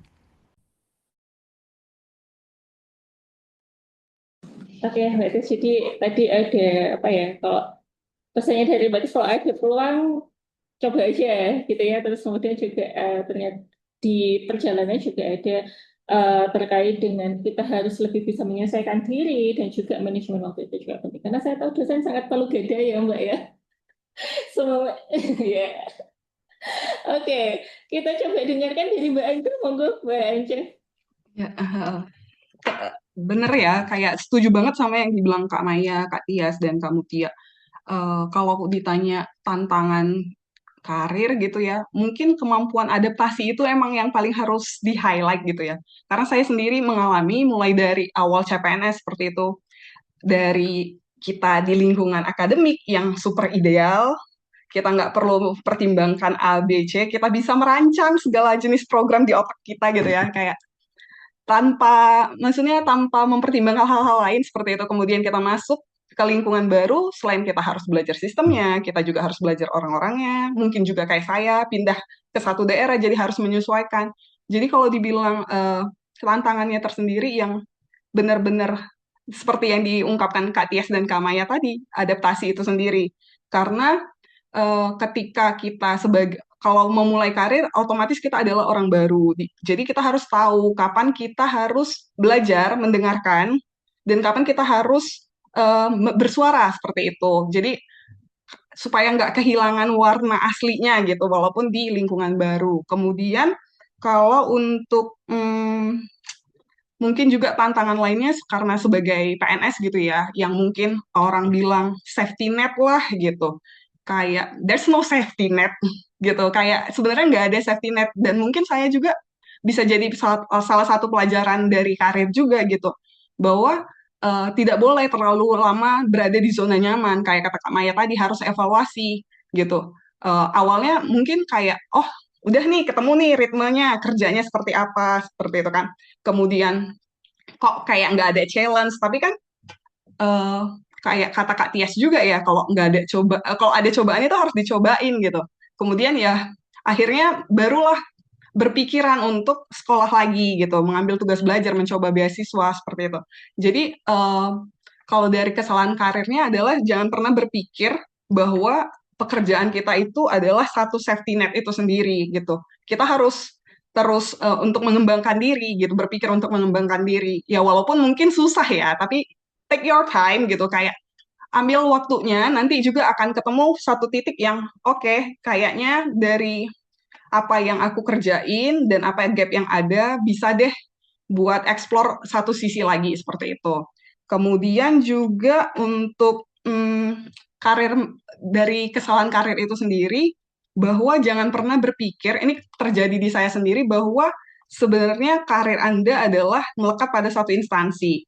Karena dari apa yang saya lihat dengan senior-senior saya, teman-teman saya seperti itu di zaman sekarang ini ternyata banyak banget yang punya side hustle gitu. Jadi nggak terbatas di satu posisi saja. Misalnya misalnya walaupun seorang PNS, tapi kita bisa ikut mengelola grants misalnya, mengelola dana hibah. Kemudian juga mungkin bisa ikut conference, jadi walaupun bekerja sebagai birokrat, kita juga bisa aktif di akademik, seperti itu. Jadi ya, kalau ditanya tantangan adalah untuk adaptif selalu. Kalau ditanya karir adalah jangan pernah berpikir bahwa kita aman selalu di zona nyaman dan tidak ngambil peluang apapun seperti itu, Kak. Seperti itu, Mbak Zilva. Oke, sekali lagi adaptasi ya Mbak Anca dan coba hal baru. Oke, terima kasih Mbak. Tadi ini poin terakhir ini kita coba geser ke kompetensi dan strategi gitu ya. Kira-kira apa sih sebenarnya skill atau kompetensi dan kemudian kan tadi juga saya lihat juga teman-teman di sini ada yang ikut sertifikasi dan lain-lainnya gitu ya. Dan sebenarnya seberapa penting ya gitu hal-hal itu dalam pengembangan karir dari masing-masing seperti itu. Oke, kita mulai dari Mbak Tias, monggo Mbak Tias. Oke, terima kasih Mbak Zilva. Jadi kalau ditanya seberapa penting skilling ya jatuhnya ya dan peningkatan kompetensi seberapa penting saya rasa itu saya rasa dan saya pikir itu penting sekali. Karena itu juga nanti pastinya akan menunjang bagaimana kita survive di bidang kita masing-masing. Begitu. Terus juga secara tidak langsung dengan ikut adanya upskilling, dengan adanya peningkatan kompetensi, itu ternyata bisa mengaktifkan lagi kreativitas dan inovasi supaya kita nggak stagnan terus gitu. Kalau kita ikut upskilling, jadi secara nggak langsung, oh ternyata ada sesuatu hal yang baru yang kita dapatkan ketika ikut mungkin pelatihan atau sertifikasi tersebut, peningkatan kompetensi tersebut. Sehingga ketika kita di karir, ibarat kata mungkin kita bosan, kita jadi, oh kita punya jalan keluar lain. Atau ketika kita di karir, kita merasa, oh kita butuh misalnya analisa data. Analisa data yang di dulu ketika di S2 kok ternyata masih kurang relevan lagi, ada yang harus belajar dan ternyata kita harus upskilling. Nah, itu ternyata benar-benar akan bisa digunakan dan sangat bisa aplikatif ketika nantinya untuk penunjangan karir selanjutnya. Begitu. Terus habis itu kalau ditanya lagi mungkin secara spesifik ya, mungkin saya langsung aja. Kira-kira apa sih kalau misalnya di saya bisa merekomendasikan terutama berkaitan tentang dosen mungkin kalau untuk dari segi karir mungkin lebih ke peningkatan kompetensi seperti komunikasi efektif itu penting bagaimana kita mengajar dan juga kita mendengarkan. Jadi kita tidak semata-mata memberikan sebuah informasi atau materi kepada mahasiswa ataupun ke audiens. Audiens pun saya mungkin sedikit sharing, audiens itu saya mahasiswa tidak hanya generasi Z saja. Saya kadang dihadapkan dengan yang bidan-bidan senior juga, yang istilahnya sudah umurnya 60 tahun, 50 tahun, 70 tahun. Kemarin malah saya belum lama ini dapat mahasiswa yang dia dari Jayapura, Poltekkes Jayapura. Jadi dari sana ternyata ada yang memang meneruskan di Poltekkes Semarang dan itu sudah senior-senior gitu. Jadi mau tidak mau kita harus punya upskilling atau peningkatan kompetensi di mana terkait tentang public speaking, komunikasi efektif. Bisa ngomong, jangan lupa juga bisa mendengarkan. Karena kadang apa yang disampaikan dari mahasiswa atau orang-orang yang di sekitar kita, kita perlu mendengarkan dulu. Tidak bisa langsung judging apa yang mereka hadapi, oh kamu tuh A, kamu B, kamu C, nggak bisa memvonis itu. Jadi kita perlu bisa mendengarkan gitu. Kemudian habis itu lebih bisa menerapkan kalau sekarang ada literasi digital dan juga jangan lupa dengan teknologinya. Jadi istilahnya harus tetap belajar sesuai dengan apa yang zaman now banget. Media sosial itu nggak boleh luput ya. Harus tetap bisa mengembangkan diri di sana, kemudian syukur-syukur bisa mempelajari, oh ada yang namanya Canva gitu. Gimana caranya memberikan presentasi. Mungkin kalau untuk Canva sekarang bisa digunakan oleh semua instansi ya. Tapi kalau ke mahasiswa itu harus ditambah tuh. Misalnya kayak ini tadi ada juga yang di kolom chat ada Slido. Nah, Slido itu bisa digunakan. Atau misalnya kayak aplikasi game-game sederhana yang bisa disampaikan dan juga dilakukan oleh mahasiswa itu penting juga gitu. Kemampuan digital ya, jadi perlu kemudian public speaking dan juga bahasa. Jadi bahasa itu juga penting. Apalagi misal kalau kayak di saya harus ada upskilling yang berkaitan tentang bahasa Inggris. Apalagi mahasiswa sekarang sudah mulai diarahkan mungkin ingin keluar negeri kemana, ke Jepang, ke Jerman, mau nggak mau, mahasiswanya harus tipis-tipis tuh, harus tahu konnichiwa tuh, ya kan, ohayo gozaimasu dikit-dikit, harus tahu biar nggak malu-maluin gitu. Dan kalau yang berkaitan tentang KIAKR, mungkin jangan lupa untuk bisa analisa data. Itu upskilling yang sangat bermanfaat sampai sekarang karena berkaitan juga tentang penelitian, cara baca data, interpretasi data. Sampai sekarang saya juga masih terus belajar, nggak cuma mentok setelah kuliah S2 selesai nggak gitu, tetapi harus tetap sampai sekarang masih diperdalam lagi. Mungkin itu ya kalau juga mungkin ada minat-minat yang berkaitan, misal kalau di KIAKR, kalau saya bisa bilang teman-teman mau suka di bidang bayi, mungkin ke imunisasi, tumbuh kembang, seperti itu. Kalau ke ibu, mungkin ibu hamil, ibu bersalin, yoga prenatal, kayak gitu-gitu. Atau kalau kesehatan reproduksi, berarti malah sekarang justru banyak-banyaklah inovasi supaya apa yang disampaikan, preventif promotifnya itu benar-benar sampai ke remaja. Karena remaja itu lebih benar-benar terpapar lagi sama yang namanya TikTok, Instagram. Nah, bagaimana cara kita meningkatkan retensi melihat mereka hanya dari kita memberikan informasi. Mungkin itu sih Mbak Zil. Maaf ya agak panjang, karena agak banyak nih ternyata. Iya, ya, terima kasih Mbak Tias sudah cukup lengkap gitu ya. Jadi ada catatan juga. Ini teman-teman yang join di sini berminat di KIAKR juga tadi dapat PR gitu ya dari Mbak Tias, skill-skill apa yang bisa dipelajari kayak gitu. Oke, kita coba ke Mbak Mutia. Monggo Mbak Mutia. Iya, Mbak Zilfa. Wah, kalau untuk apa tadi skill ya, Ya, sebentar, skill dan sebentar. kompetensi atau Ah, pendidikan gitu Mbak Mutia. ya penting sekali benar kalau setuju sekali sama Mbak Tias, itu public speaking itu nomor satu, terutama kalau kita bekerja di kesehatan masyarakat ya. Apalagi kalau saya itu kan di sini punya tim lapangan namanya, punya tim lapangan yang mereka itu kan mendukung pemerintah ya, tugasnya mendukung pemerintah dalam hal ini yaitu preventif dan promosi kesehatan. Jadi tentunya public speaking itu pertama untuk apa? Untuk bisa kita mencapai sasaran yang kita mau gitu. Bagaimana kita membuat suatu program itu bisa menarik, bagaimana kita bisa membuat suatu kegiatan itu diminati oleh masyarakat itu ya dari bagaimana cara kita berbicara atau bagaimana cara kita mengajak public speaking tadi. Itu yang pertama, dan menurut saya yang perlu ditingkatkan untuk soft skill lainnya itu ya kepemimpinan. Karena terutama ya untuk teman-teman nanti kalau sudah, apalagi yang sudah S2, biasanya kan jabatan-jabatan yang diberikan di dunia pekerjaan, apalagi di NGO itu kan pasti memiliki struktural di bawahnya atau staff yang ada berada di bawahnya. Nah itu bagaimana cara kita memimpin staff, karena sekarang itu menarik ternyata Mbak Zilfa. Teman-teman sekarang itu unik-unik ya yang bekerja ya. Sakit sedikit aja itu udah nggak masuk. Jadi ya kadang tidak, ada beberapa juga yang memang tidak peduli dengan yang namanya indikator kerja, sasaran gitu. Jadi wah ini kayaknya saya perlu belajar lagi nih untuk soft skill kepemimpinan ini. Kemudian yang ketiga, yang paling penting itu soft skill itu etika ya. Etika itu paling penting menurut saya, karena bagaimana kita beretika dengan misalkan walaupun itu sejajar jabatannya dengan kita tapi lebih tua, ataupun yang bawah kita tapi lebih tua, ataupun yang di atas kita tapi lebih muda, begitu. Itu ini secara usia gitu. Nah, itu penting sekali menurut saya, supaya kita menciptakan lingkungan pekerjaan yang nyaman. Tentunya itu. Kalau lingkungan pekerjaan yang nyaman dan tidak ada singgungan kiri kanan, singgungan itu baiknya, kalau menurut saya meminimalisir singgungan itu hanya ada singgungan, oh kok dia capaiannya tercapai ya, kok kita enggak. Nah, itu. Maksudnya target dia kok tercapai, kok target kita tidak. Harapan saya itu singgungannya hanya di masalah itu, masalah pekerjaan, capaian pekerjaan.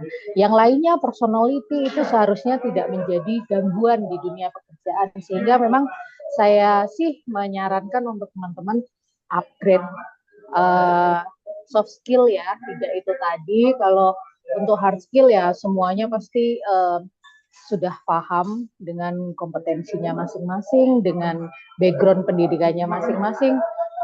Saya mendukung sekolah terus, jangan sampai berhenti pokoknya. Begitu. Terima kasih Mbak Zilfa.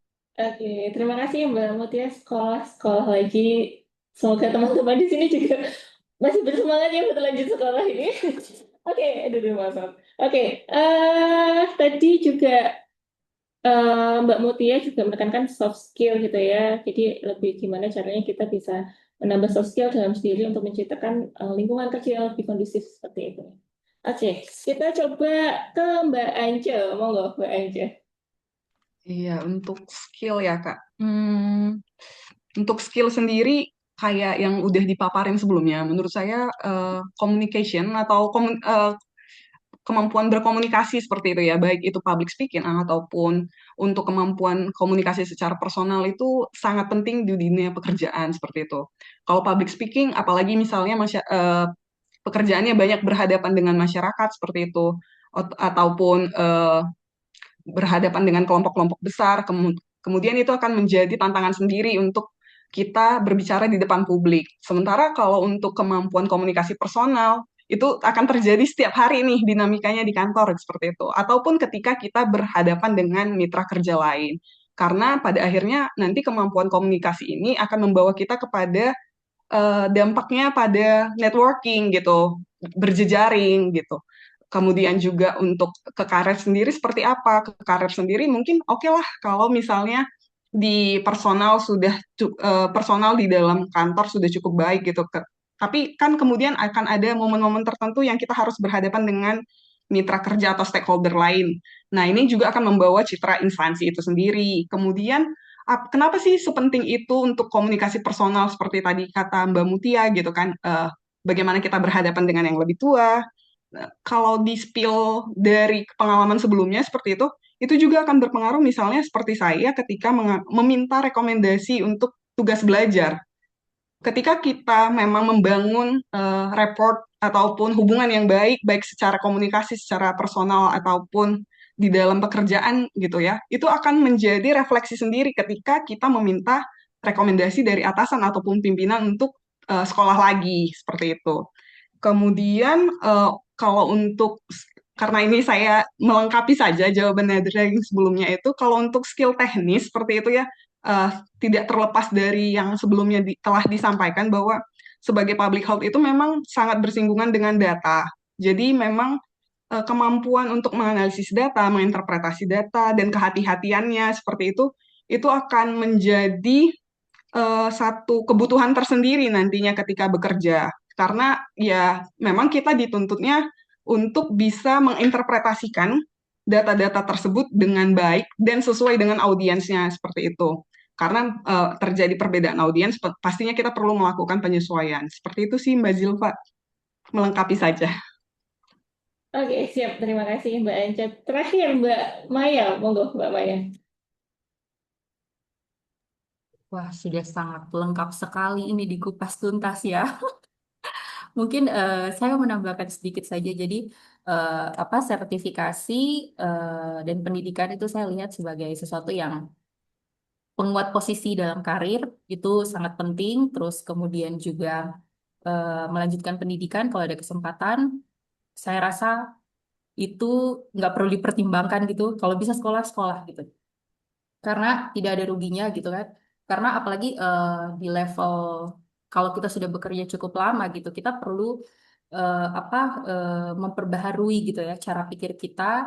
Jadi mungkin selama yang sebagai pelaksana gitu di lapangan, sebagai pengambil data gitu khususnya kalau teknis anak-anak Kesling kan spesialisasinya di pengukuran kualitas air, contoh seperti pengukuran kualitas udara, kualitas pangan gitu.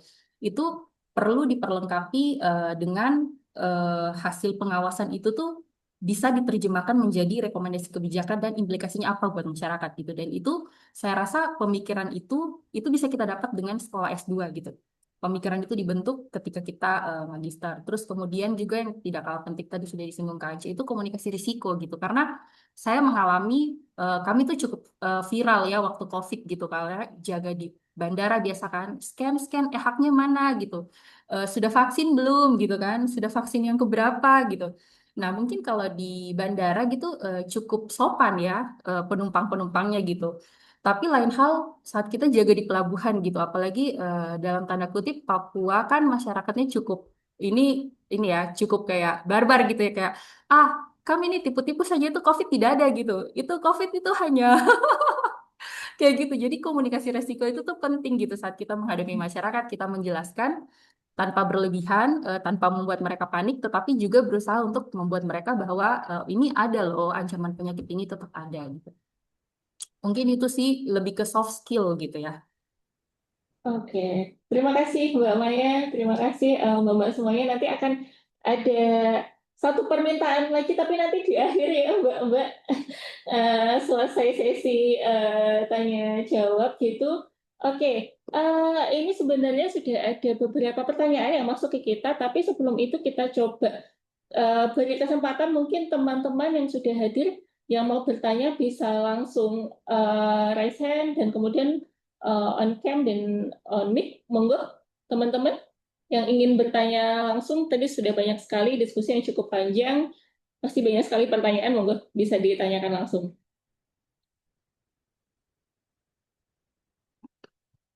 Adakah teman-teman? Oke. Belum ya, sepertinya. Oke, sembari menunggu, kita coba bacakan ada beberapa pertanyaan di sini yang sudah masuk di Slido, Mbak. Di sini yang pertama, nih pertanyaan pertama dari anonim, semuanya anonim. Ini untuk Mbak Ance gitu. Mbak Ance ada pertanyaan dari latar belakang S1 epidemiologi, bersinggungan kemudian saat kerja banyak bersinggungan di Promkes. Bagaimana kesan kerja di bidang Promkes gitu, Mbak Ance? Monggo Mbak Ance.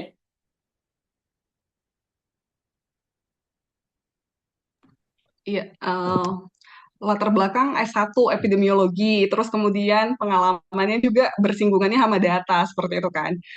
Jadi waktu awal terjun untuk let's say penyuluhan ya, kayak sosialisasi itu nervousnya ada banget karena pesertanya kan itu beragam dari maksudnya latar belakang pendidikan, latar belakang pekerjaan seperti itu. Itu tuh sangat beragam dan sebagai pengalaman saya di epidemiologi itu nggak pernah menyasar seperti itu gitu. Walaupun public health identik dengan penyuluhan itu sendiri, tapi kayak belum pernah nih. Walaupun dari zaman KKN seperti itu kayak selalu bersinggungan bagian data. Bahkan setelah bekerja, lulus dan bekerja pun ketika ikut komunitas itu ya saya di bagian data dan pengembangan kurikulum seperti itu. Jadi gimana pertanyaan tadi adalah bagaimana setelah di Promkes seperti itu ya. Jadi ketika setelah di Promkes itu kebutuhan dari skill yang paling ingin dikembangkan adalah public speaking-nya itu sendiri. Karena menyampaikan data ataupun mungkin edukasi yang ingin kita sampaikan sesuai dengan audiens yang kita sasar itu menjadi tantangan tersendiri bagi saya. Seperti itu sih Mbak Zilpa. Apakah cukup menjawab? Oke, siap. Terima kasih Mbak Ance. Ini ada satu lagi Mbak Ance ini lanjutan. Jadi gimana ini Mbak Ance? Lebih nyaman gitu kan sekarang di apa namanya di bidang promkes ini gitu Mbak Ance berarti? Atau ada Kak, kepikiran mau balik epid-epid? kalau ditanya nyaman atau enggaknya di Promkes, karena kayak tadi sempat, apalagi zaman sekarang ya, MBTI, nyamannya sebagai introvert tuh ini kayak lebih baik di belakang meja gitu kan. Tapi sebenarnya saya sempat juga pada posisi sebagai ada pekerjaan teknis di administrasi pada saat itu sebelum saya sekolah dan saya sudah mencoba juga ya di bagian keuangan gitu pengelolaan keuangan jadi kayak pada saat itu benar-benar merasanya nggak juga seperti ini gitu kayak merasanya nggak bisa nih kalau kayak gini terus kayak Kamaya tadi di PBJ gitu pengelolaan barang dan jasa nggak bisa nih ternyata ada panggilan lain gitu yang masih ingin berkecimpungnya tetap dapat sisi bersentuhan sama masyarakatnya tapi tetap nggak usah banyak-banyak gitu ya kayak interaksinya diminimalkan jadi kalau dibilang sebenarnya apakah lebih pilih epidemiologi atau promkes seperti sekarang eh, ya karena kita adaptif ya anaknya sekarang kita nikmati saja di promkes ini gitu kali ya Mbak Zilfa. Oke, terima kasih Mbak Ance. Kita lanjut ke pertanyaan selanjutnya di sini untuk kakak-kakak semua nanti monggo.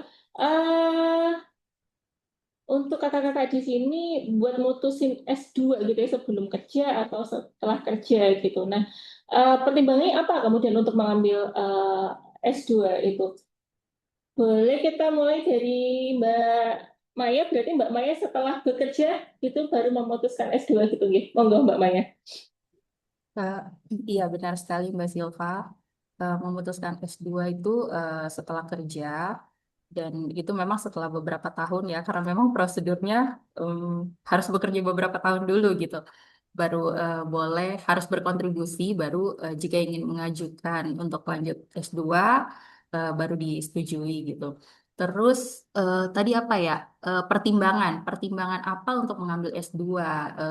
Tadi itu saya sebenarnya cukup ini ya, alasannya itu cukup menggelitik gitu ya. Karena kami kan kerjanya cukup teknis gitu ya. Saya Kesling itu di seksi pengendalian risiko lingkungan dan itu semua sanitasi, semua vektor itu kita survei gitu. Jadi contoh waktu itu yang paling menggelikan sebenarnya gitu yang menjadi motivasi untuk kayaknya saya harus sekolah itu eh, kami tuh secara rutin survei DBD itu kalau survei DBD itu kami pengamatan jentik Anopheles di kontainer. Jadi kontainer itu maksudnya bak atau apapun gitu yang di ini sama masyarakat gitu kan, yang digunakan oleh masyarakat untuk menampung air. Jadi sering kami survei, ada satu yang punya rumah lah gitu ya, satu ibu rumah tangga, karena sering kita datang, kita bilang, Bu, permisi, kita boleh lihat apa penampungan airnya. Nah, betul penampungan air itu kan di kamar mandi ya, di bak.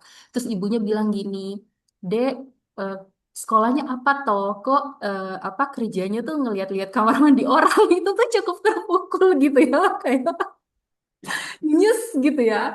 Jadi kayak saya kayaknya salah satu itu tuh, saya kayaknya butuh sekolah gitu supaya pertama sebenarnya mungkin dengan sekolah pemikiran saya dulu tuh saya akan terbebas dari pekerjaan lapangan gitu. Maksudnya mungkin tetap kerja tapi lebih banyak ke analisis datanya gitu kan.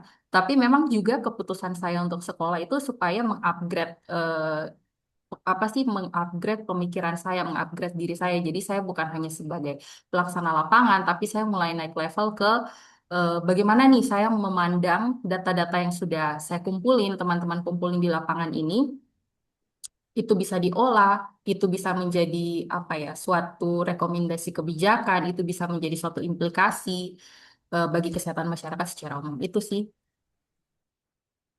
Oke, siap. Terima Sama kasih Mbak kalau Maya. jujur sebenarnya refreshing, Mbak. Biasa kalau ditanya sama pegawai yang udah kerja lama tuh, sekolah kenapa refreshing? Itu jawaban jujur ya Mbak Maya. Paling. Oke. Kita coba dengar dari Mbak Ance gimana nih kira-kira Mbak Ance? Ya, kalau ditanya kenapa mulai ingin S2, sebenarnya lebih karena kayak yang dibilang Mbak Tias tadi sempat sawang sinawang, Kak, teman baik saya di satu kantor, itu satu angkatan, itu pada saat itu dia udah tiba. Jadi memang di PNS itu sendiri, seperti kata Mbak Maya ya, ada ketentuannya bahwa eh, harus bekerja dulu gitu, harus punya pengalaman dulu. Saya lupa minimal 1 tahun atau 2 tahun seperti itu, baru kemudian boleh ikut seleksi tugas belajar ataupun cari beasiswa. Nah, jadi teman baik saya ini duluan gitu, sudah ternyata walaupun masih CPNS sudah persiapan gimana mau sekolah. Jadi pada saat itu teman saya udah berangkat duluan untuk lanjut kuliah dan kemudian akhirnya memang kebutuhan untuk maksudnya keinginan pribadi untuk pada saat itu lanjut sekolah lagi ada, tapi kayak belum semenggebu-gebu itu gitu. Tapi ketika ternyata ngelihat ya teman sendiri, ternyata mungkin kok untuk walaupun PNS itu mungkin banget untuk sekolah lagi gitu. Karena mungkin sebelumnya saya berpikir nanti mungkin ya kayak nunggu yang senior-senior kali ya baru coba lagi buat sekolah. Ada pemikiran kayak glass ceiling sendiri gitu loh, kayak memblokir diri sendiri untuk peluang-peluang yang ada. Nah, tapi ternyata karena teman saya lihat bisa, ya udah mulai coba untuk S2. Nah, kalau misalnya kenapa akhirnya mencoba S2-nya lagi itu sebenarnya kalau untuk kebutuhan dari sisi teori ataupun akademisnya seperti itu ya. Kalau untuk dampak ke pekerjaan secara langsung gitu, manfaat secara langsungnya nggak ada. Cuman pada saat itu ya itu tadi, karena saya di bagian lebih menyenangi ngulik-ngulik data seperti itu waktu S1, waktu epidemiologi, kemudian ketika harus ternyata jadi fasilitator dari pelatihan yang pesertanya bisa berjilid-jilid sampai ratusan gitu kan, kemudian juga terlibat dalam pengelolaan project yang menyasar ke anak sekolah seperti itu. Kemudian merasa kalau ternyata eh, pengalaman-pengalaman sebelumnya itu masih kurang dan sebenarnya disitulah mulai mencari tahu sebenarnya ada nggak sih ilmu yang lebih menyasar untuk menyelesaikan masalah-masalah yang ada ini. Jadi bukan yang muluk-muluk gitu loh, kayak pengen S2 supaya jadi bos enggak juga gitu. Jadi emang memetakan diri sendiri aja gitu kayak ternyata saya perlu nih upgrade skill supaya jangan merasa sudah cukup mampu di semua-semuanya dan ternyata belajar kayak kata Mbak Maya ya belajar lagi itu sangat menyenangkan seperti itu. Jadi menjadi mahasiswa itu sangat menyenangkan seperti itu sih Mbak Zilfa. Oke, terima kasih Mbak Ance. Kemudian kita coba ke Mbak Mutia. Monggo Mbak Mutia. Oke, terima kasih Mbak Zil. Untuk sekolah S2 itu saya kerja dulu, baru saya sekolah. Kalau niat awalnya jujur sekali, saya cuma iseng. Cuman ambil benefit dari Nusantara Sehat sebenarnya. Itu saja, niat awalnya tuh begitu. Tapi setelah saya masuk di S2, kemudian sekarang bekerja, ternyata pendidikan itu penting, teman-teman. Jadi eh, sekolah itu sangat penting, sehingga bagaimana cara kita menganalisa suatu masalah dalam suatu masalah kesehatan ya, terutama dalam suatu program ini, bagaimana cara saya harus memberikan alternatif solusi dari suatu masalah tersebut. Kemudian saya harus melihat histori kejadian by data di sebelumnya, masalah-masalah sebelumnya. Nah, itu keterkaitan itu ilmu yang saya dapatkan dari saya sekolah S2 untuk menganalisa dan bekerja saat ini. Itu sih Mbak Zilfa. Oke, Mbak Mutia, terima kasih. Terakhir Mbak Tia, monggo. Gimana kira-kira Mbak Tia? Jadi, izin menjawab, saya itu dulu memutuskan untuk lanjut S2 itu saat sebelum bekerja ya, Mbak Zil. Saat itu merasa kayak ada beberapa alasan sih.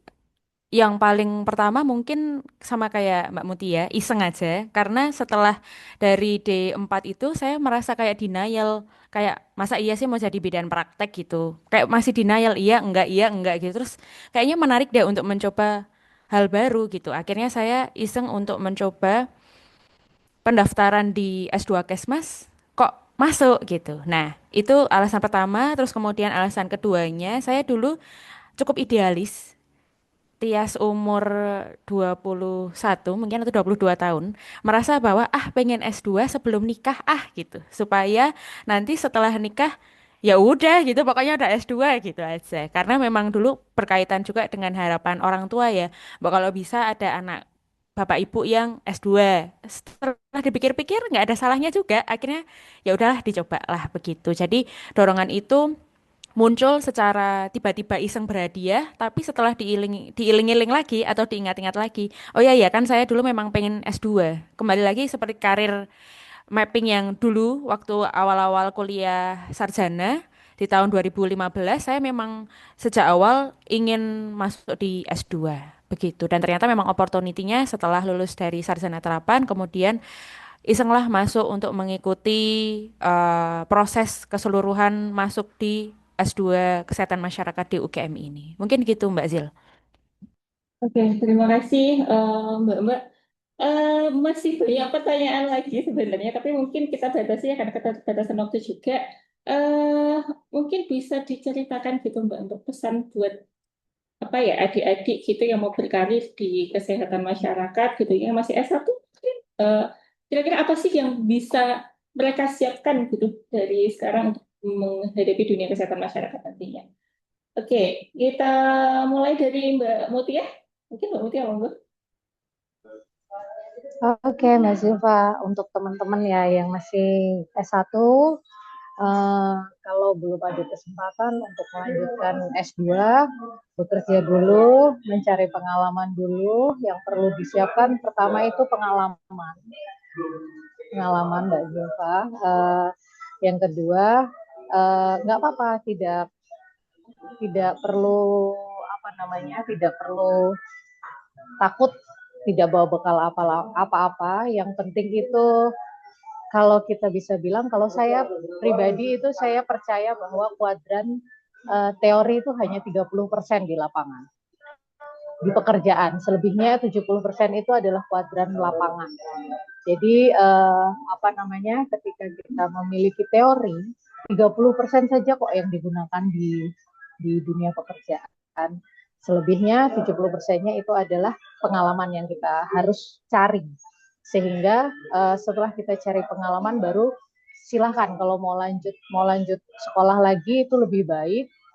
Saya prioritas sekali untuk sekolah lagi. Yang perlu dibekali diri sendiri itu mungkin ya itu ya komunikasi ya yang perlu ini.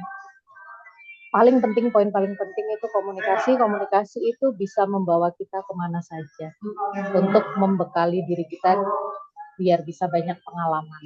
Itu sih Mbak Zilfa untuk teman-teman semuanya. Oke, terima kasih Mbak Mutia. Mbak Tias, semoga Mbak Tias mungkin ada pesan untuk adik-adik. Waduh, pesan untuk adik-adik. Saya rasa sepertinya yang ikut ini itu mungkin ada yang umurnya di atas saya, jadi mungkin kakak-kakak ya. Oke, adik-adik dan kakak-kakak. Moga-moga. Oke, baik mungkin untuk pesannya ya. Pesan untuk apa dulu nih Mbak Azil? Secara spesifiknya nih. Mungkin kalau dari saya yang perlu dipersiapkan ya. Kalau tadi mungkin yang perlu dipersiapkan, yang paling pertama adalah teori saja tidak cukup. Jadi apa yang mungkin sudah didapatkan mungkin di S1 saja atau mungkin yang teman-teman sudah di S2 Kesehatan Masyarakat itu teori saja tidak cukup. Perlu adanya praktik yang benar-benar sesuai dengan apa yang diinginin oleh teman-teman. Begitu. Teman-teman pengen jadi apa? Itu makanya tadi butuhlah si career mapping itu tadi. Jadi teman-teman kenali betul apa yang mau dilakukan untuk nantinya sebagai karir dan itu tidak hanya sebatas apa yang ada di kelas saja, melainkan harus terbuka pada apa yang ada saat ini di dunia.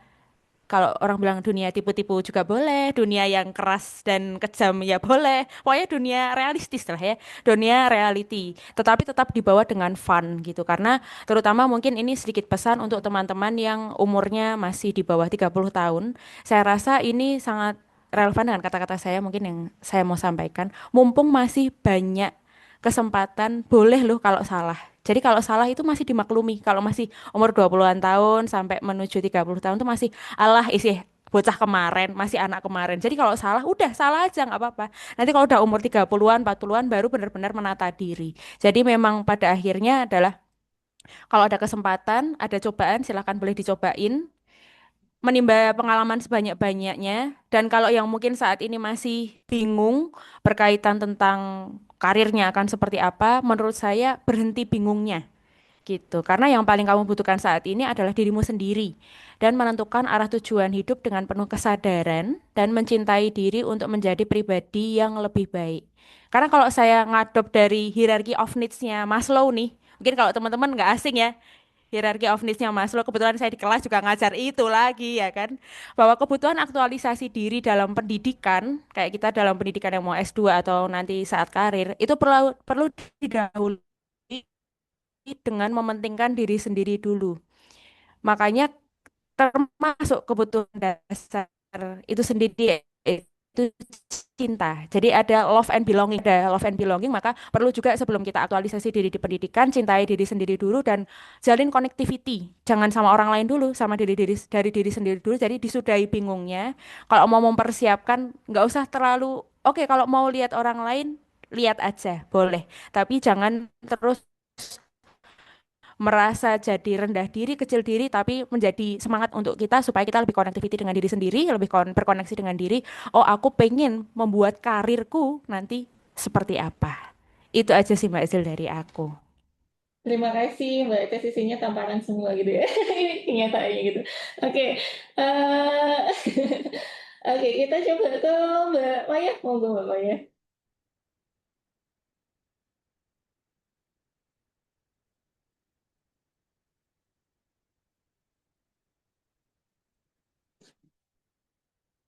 Halo, Mbak Maya?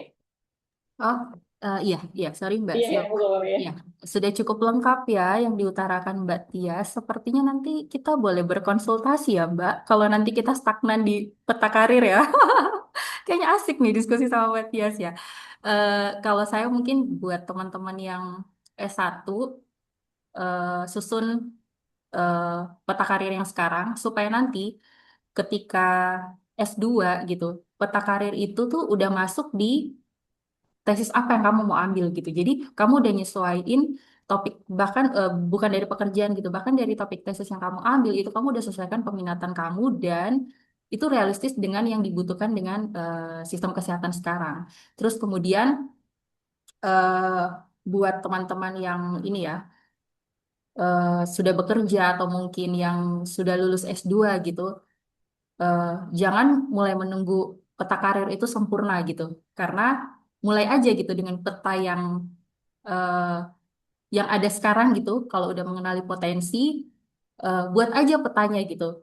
Mulai dengan keputusan hari ini, tapi kemudian itu kita bisa cukup fleksibel untuk peta itu tuh kita revisi besok hari gitu. Karena karir kesehatan itu non-linear gitu. Artinya kita tidak selalu naik jabatan gitu. Kita bisa bergeser peran seperti Kak Ance ya dari Epid ke Promkes. Terus kita bisa bergeser sektor gitu. Kita bisa bergeser fungsi.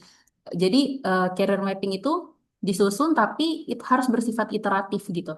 Direvisi seiring dengan pengalaman kita bertambah, bisa direvisi seiring dengan perubahan pengalaman atau minat kita gitu. Dan kita sesuaikan dengan perubahan sistem kesehatan gitu. Karena saya lihat semakin sekarang itu realitas sistem kesehatan itu dia bergeser gitu dari yang awalnya dulu spesialisasinya sempit itu ke integrasi gitu. Jadi contoh kayak yang dulunya mulai Kesling ini sendiri gitu kan, yang mempelajari vektor entomolog sendiri, itu mulai digabung gitu diintegrasi, mulai muncul One Health gitu. Jadi mulai apa ya, update juga dengan perubahan-perubahan dan arah arah sistem kesehatan gitu yang sedang dirancang. Itu sih. Oke, dapat tamparan lagi dari Mbak Maya ini, jangan menunggu sempurna gitu ya Mbak ya, memulai gitu. Oke, terakhir Mbak Anca, oh enggak Mbak Anca.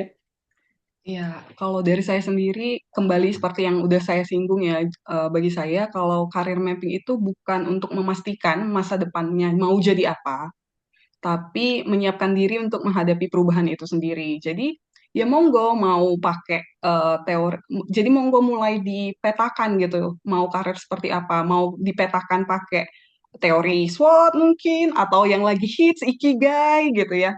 Tapi ya dimulai saja gitu. Karena nanti di situ mulai ketahuan kita pengen yang nekunin apa, terus ternyata opportunity yang tersedia apa, skill yang dibutuhkan apa gitu ya. Dan kita bisa dibayar nggak sih untuk skill ini seperti itu. Jadi jadi jangan kayak kata Mbak Maya juga, jangan pernah menunggu sempurna peta karirnya, tapi dimulai gitu, dimulai. Dan mungkin kalau misalnya bingung, ya nggak apa-apa, cari mentor gitu, cari mentor atau cari teman sharing. Nih kita habis ini ke Mbak Tias nih, habis itu karir mapping gitu kan. Jadi ya dimulai dan mungkin kalau memang bingung bisa dibicarakan gitu dengan orang-orang yang kita tahu bisa membagikan insight-insight tertentu di karir mapping kita. Seperti itu sih Mbak Zilpa. Oke, terima kasih Mbak Anca dan Mbak-Mbak semua. Dari tadi saya dengerin juga angguk-angguk gitu ya, sama kayak Mbak Anca dengerin. Jadi banyak sekali insight yang teman-teman dan saya pribadi juga dapat di sini, luar biasa sekali Mbak-Mbak semuanya di sini. Eh, Sekali lagi mohon maaf tadi ada beberapa pertanyaan mungkin yang belum bisa kita jawab karena memang keterbatasan waktu dan semoga nanti kita bisa ketemu lagi ya Mbak-Mbak. Mau kan ya nanti join kita ngobrol-ngobrol lagi gitu ya. Oke, sip. Ya, sekali lagi terima kasih semua narasumber kita yang sudah hadir, ada Mbak Maya, Mbak Aja, Mbak Tes, juga Mbak Nokia. Terima kasih sekali lagi sudah meluangkan waktunya di sini. Dan sebelum kita tutup, kita foto bersama dulu ya teman-teman. Monggo semuanya bisa on kamera, bisa menyalakan kamera. Dipersilakan.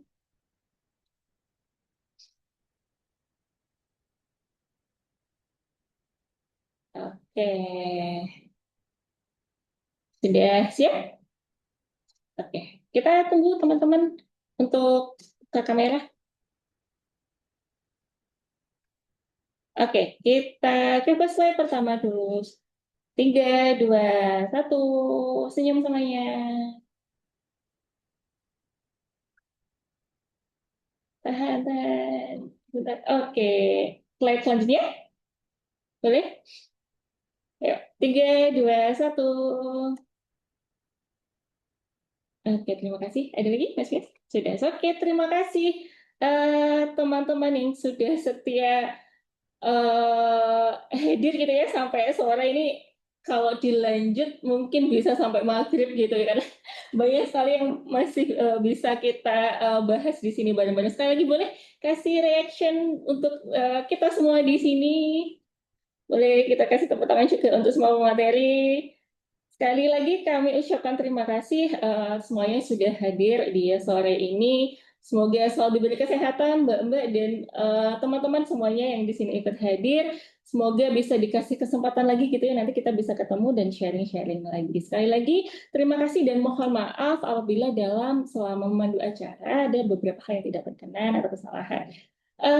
Saya Zilfa mohon pamit undur diri. Wassalamualaikum warahmatullahi wabarakatuh.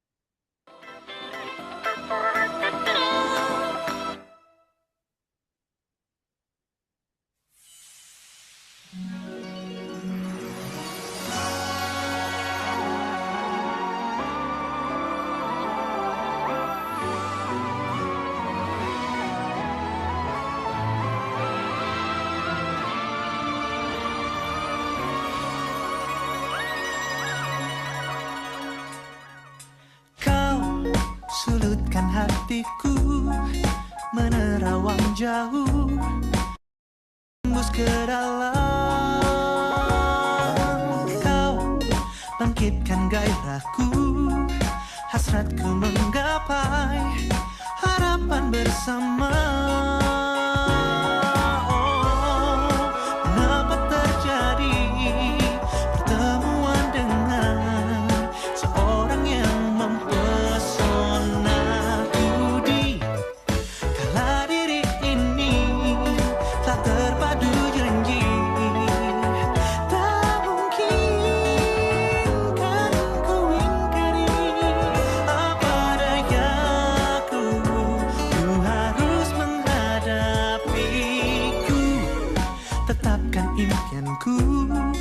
bersama kasihku, tertuju bersatu.